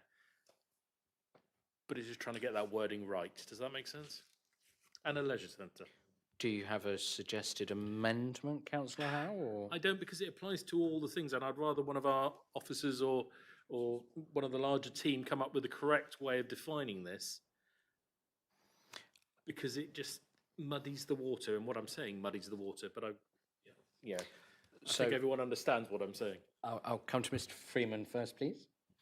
Thank you, Chair. So yeah, fully understand the point. I think it comes back to how we're categorising the infrastructure, because the ones we've identified as critical are ones where there is a statutory requirement to deliver these things. So SANGS is obviously a requirement of habitat regulations to provide mitigation for the pebble bed heaths, and the accessory biodiversity net gains, a statutory requirement providing school places, is a statutory requirement. Hence, those are critical. By saying others are important, we're not saying that there's any chance of us not delivering them. It's just that they're not absolutely critical in the sense they're not statutory requirements, but they will very much be delivered. Perhaps the bit that's missing from this is the definition of what we mean by critical, important, and desirable. So apologies that that's not included in the report, but fully take the point that those things obviously will have to be delivered, and that is the intention. I think it's only really the desirable ones which there's any danger of them not being delivered, and that's where it's perhaps more critical for members' input if they feel that some of those that are marked as desirable, as has been raised by Councillor Ledger in terms of the cemetery, should be upgraded to important, and then we can take that away and look at how we can incorporate those in, but obviously the viability implications with all of this in terms of, you know, as much as we want to deliver absolutely everything, there are some things that might not be possible. Chris, did you want to add to that before I come to other members? Just a lay observation, well, sort of lay observation. I'd almost be minded to remove the prioritisation, because all of these things are factored into our costs, our viability. Fairly soon, we're going to have to make some choices. So not all of these things will be deliverable. Not all of the transport probably will be deliverable, at least not in the early years. So there's a balancing process here that we need to go through. Just saying some things are either critical or important doesn't really mean much at the moment. We need to do more work to justify it. Thanks, Chris. That was really helpful. Members, I've seen hands from Councillors Ledger and Hayward, and I don't know what order it was, so I'm going to go to Paul first. On on that basis, Chair, can we just propose the list in front of us, removing the priorities? Ed? I assume the priorities were here to begin with for a reason. Yeah, I mean, I would say when producing an IDP, we do put priorities next to them, and I think that is actually, whether that's a requirement of any guidance, I'm not sure, but that is what we usually do. So I hear what Chris says, and if members want to ignore the priorities, that's fine. But I think we will need to have some priorities in the IDP ultimately. So if members have views, but I think it's mainly in terms of the ones that we've marked as desirable. If there's some view that those should be rated higher, then we can take that view away and factor it in. But as Chris says, we are going to have to make some difficult decisions here. Whether or not that's actually going to lead to something being delivered that otherwise wouldn't be, it's difficult to say at this stage. But Chair, if I may, just to hopefully help, is all of these things we think are great things to do. We've got, for instance, in my day job in Clumpton, there's the Northwest Extension that's currently getting built out. There's a primary school site allocated on that is critical. It's been listed as the #1 priority. When it came to Devon County, they said that they don't see it coming to fruition for another 10 years after the site's been built out. So whether we regard it as a priority or not, I fully trust that the officers will take it forward as much as they can and prioritise it accordingly. We've raised the cemetery. I think we're going to get ourselves tied up in knots of going through each individual when really this should be a really simple thing of saying, in broad terms, we agree with this list. They're on the right track. I don't think we need to add anything more. So again, I'm happy to propose. To propose what, Councillor Ledger? That we accept the list as is with the removal of the priorities. I don't think we need, the officers have done a fair job. They've taken our comments on board with regards to the cemetery. There's nothing really else in there that I think that needs mentioning right now. So then why are we removing the priorities? If you think they're broadly correct. If you want to keep them in there, I'm really not precious either way. It's just whatever helps us move forward easy. I think I'd observe, as chair of the SIL working group as well, that having those priorities in there when it comes to decisions about how we allocate very finite funding, having priorities that have been set out in policy terms as a prior decision is quite helpful in that respect. Everybody wants to speak on this, so I'm going to come to Councillor Hayward, then Councillor Howe, and then I think Simon wants to weigh in, and then I probably need to come back to Ed. So we'll try and navigate this. Thank you, Chair. The first is a question that leads to then a suggestion. The three designations, critical, important, desirable, are they set out in statute? Are they 3 words that you would have to put into a report, or have we just chosen them? Would the inspector throw out our plan if we didn't have those 3 words in there? I think in terms of the IDP, we have to have a priority list, and this is good practice, if not in guidance, in terms of how we do that. With all due respect, sorry, Mr. Freeman, it was just the words. Are those the words we have to have in there? I'm not the classification. Are those the exact words we have to have in? No, I don't think we have to have those exact words. So may I make a suggestion? On the basis that Mr. Freeman has said that the critical ones are statutory, and taking on board Councillor Ledger's point, what's between critical and important? Essential. If you want to have those things, they are essential that you have a cemetery. They're essential that you have green play areas, essential that you have allotments. Then essentially everything else that is tier 3. And then finally in tier 4 is your desirable. The things that have been pointed out will probably slide unless some extra money comes. So it's really just, and it's not trying to overly complicate it, but critical is critical.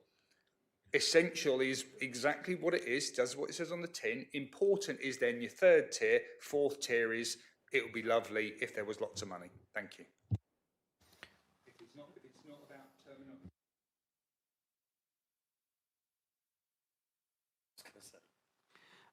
So through you, Chair, yeah, happy to take that away as a comment. We can check whether or not there's anything in guidance, but if there's not, we're happy to change important to essential.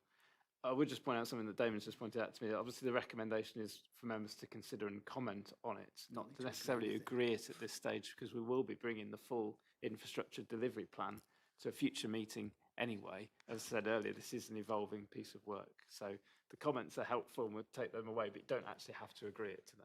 Right, so you don't want us to move recommendation 4. You just want to take our comments away. Happy to do it that way if you just, I've noted down the comments that you've made, so I'm happy with that, to be honest. Recommendation 4 is just to consider and comment, it's not agreeing anything. Yep. So if they just put it And we as have it is considered on and the- commented it. already, then they've commented, haven't they? Okay.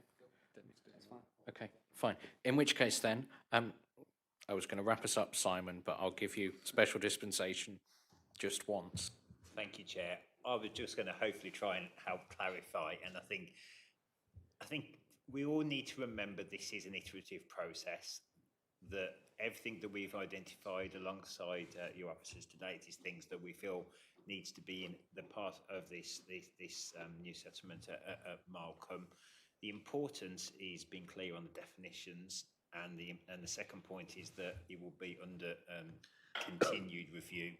And as your solicitor on the end made the valid point, this is a debate at the moment, and it's for your input, and decisions can be taken down the line when we've got clarity on what those terms mean, so you as councillors can be clear, and you'll be under constant review. So hopefully that helps and doesn't muddy the water further, Chair.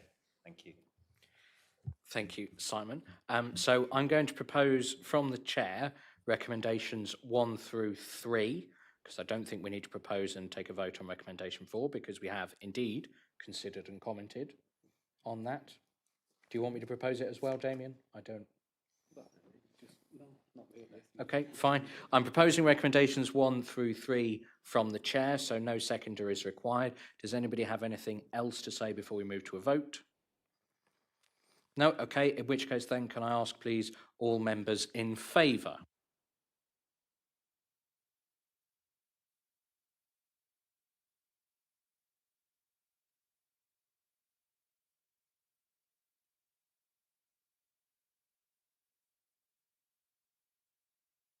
Okay, that's 6 in favour. Those against, please. I count 1. And those abstaining, please. I count 2, in which case then those recommendations are clearly carried. Thank you, members. We've been going for 2 hours, so we will take a 7-minute break until 12:05 on the dot, no later. Thank you, members.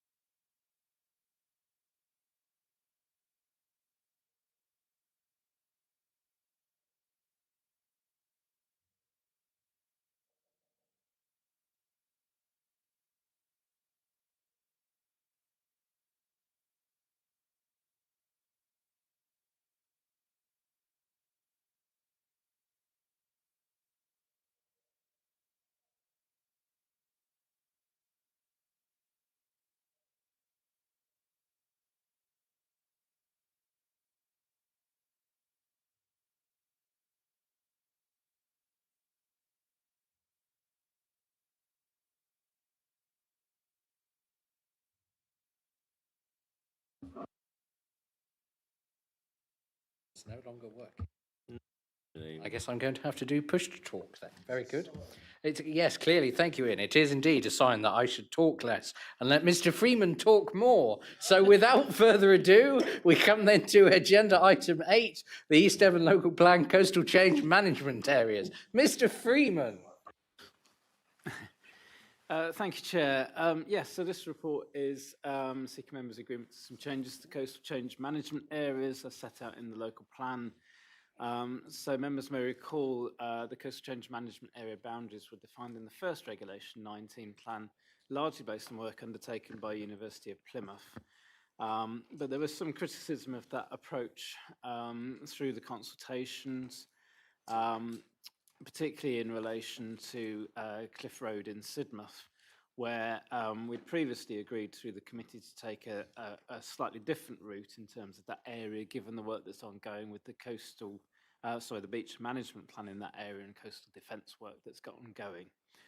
So actually in the Reg 19 version of the plan, we had proposed a departure from the Plymouth work in terms of using emerging work that was coming forward in terms of the 2023 work, I think, on the beach management plan, which defined a boundary in terms of the coastal change management area that was more seaward than the Plymouth work had shown.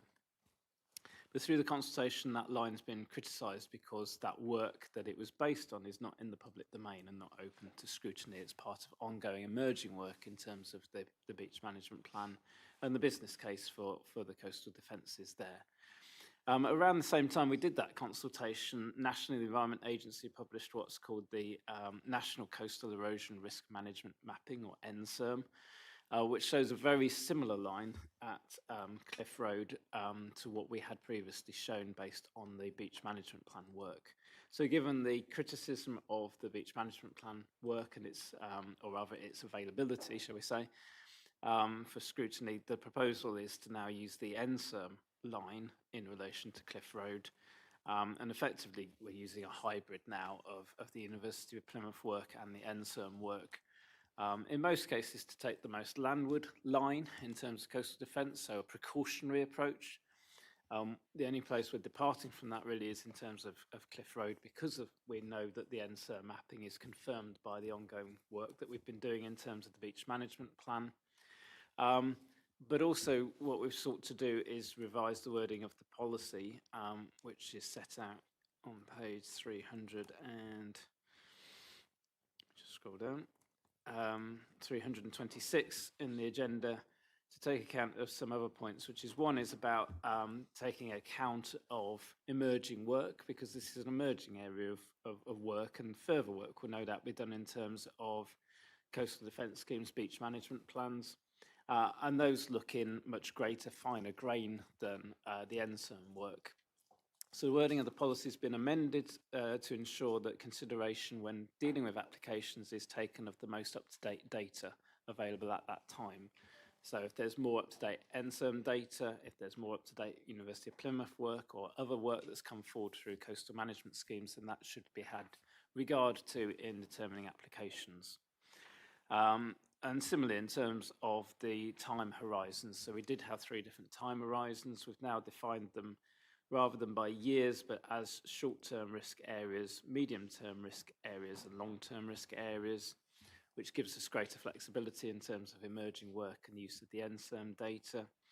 I think the other thing that was a big criticism with previous public speakers at these meetings was about the arrangements in terms of house extensions, with some criticism that it didn't allow for house extensions in the wording of the policy. So we now sought to clarify that, and we're saying that in long-term risk areas, extensions to residential properties and household applications may be acceptable if it's demonstrated that they will not exacerbate rates of coastal erosion. The intention here is, obviously, we need to take care even in the long-term risk areas in terms of extensions, that the actual construction of them doesn't cause harm in terms of coastal erosion rates, and that we're not putting lives at risk by virtue of those developments.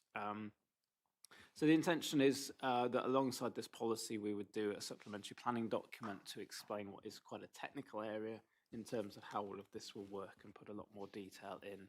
There is a topic paper appended to the report as well, which sets this out in some more detail, but we fully acknowledge that this is a complex area that will need some further text to explain that. But those are the main changes within the policy and the reasons behind them. So at this stage, asking members to agree those changes to the coastal change management areas to go forward into the next iteration of the Reg 19 plan and for consultation purposes. Thank you. Thank you, Mr. Freeman. Questions, please. Councillor Ledger. Have any changes been made in regards to Seaton in light of their beach management plan works?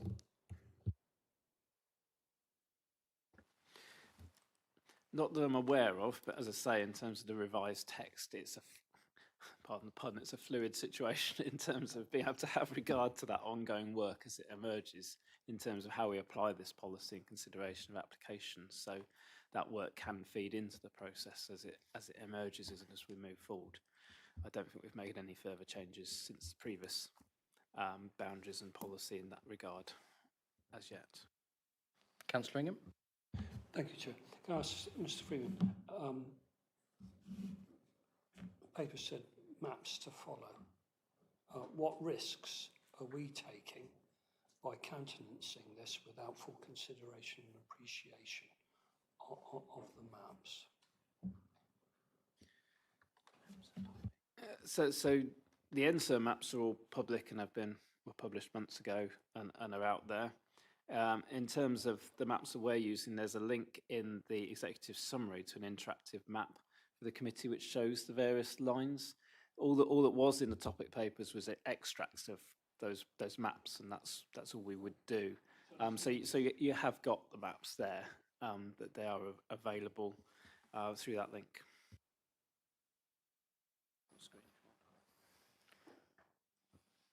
Okay, debate then, members, please. Outside of committee first. Councillor, I've completely forgotten your surname, Ian. Barlow. Councillor Barlow. I obviously haven't spoken enough, Chair. Thank you very much. Well done. Thank you. I think this makes perfect sense. And yeah, well done. If I was on the thing, I would certainly be proposing it. Thank you, Councillor Barlow. Councillor Young.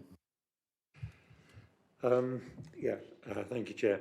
I would like to thank the officers for reviewing and carefully considering the coastal change management areas, plus looking at the mapping. Using the EA line rather than the Plymouth study at Eastcliff makes perfect sense. Agreeing the wording of changing and the wording of the policy is very welcome.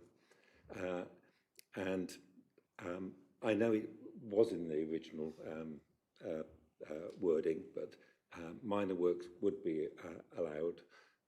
And now, obviously, we need to put some caveats into that because we can't put people's lives at risk.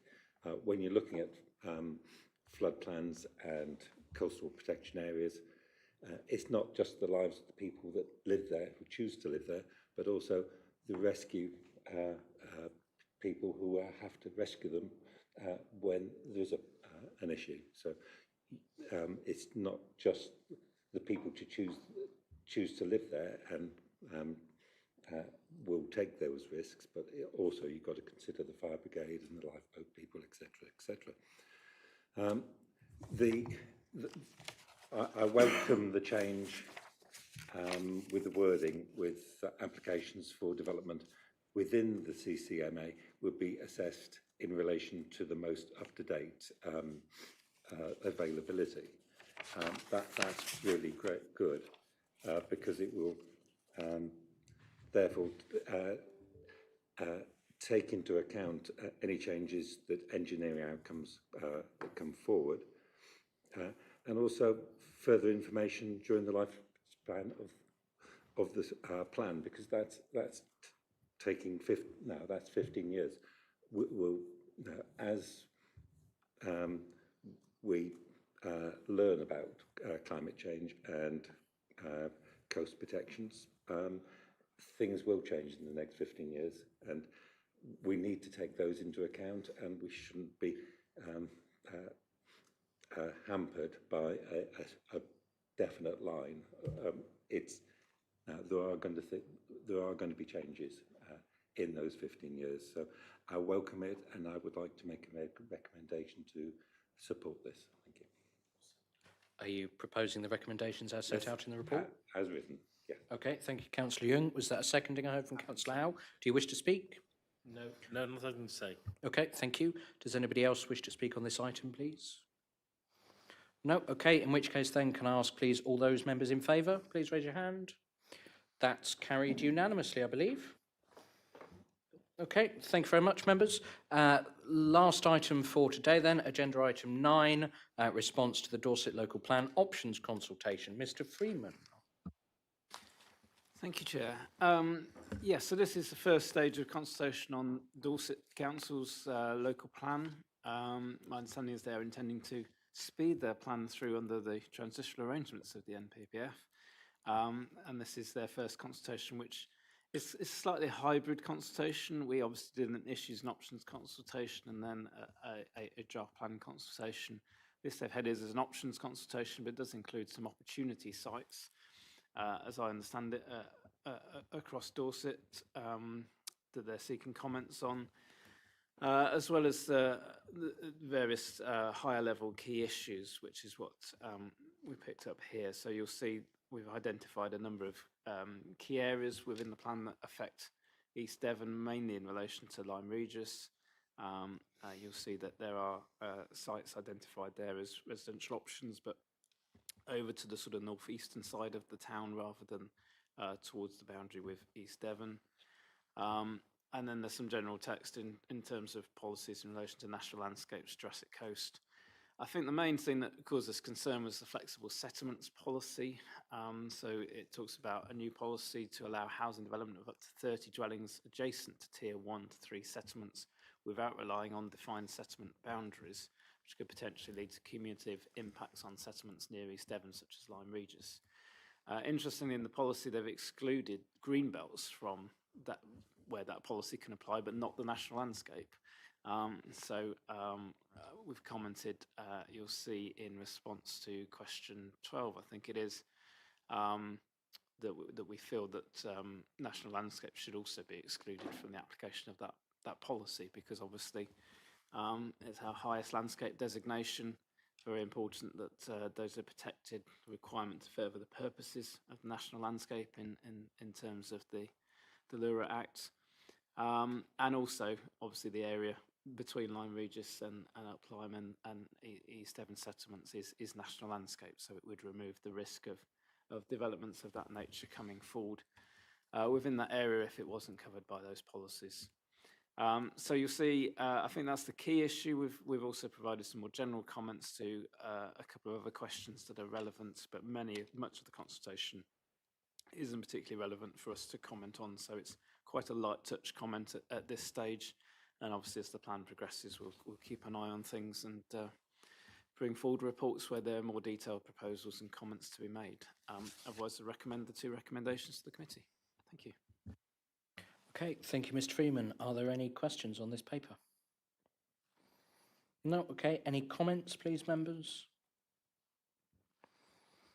No, in which case then I'll propose the recommendation as set out in the papers from the chair. All those in favour, please.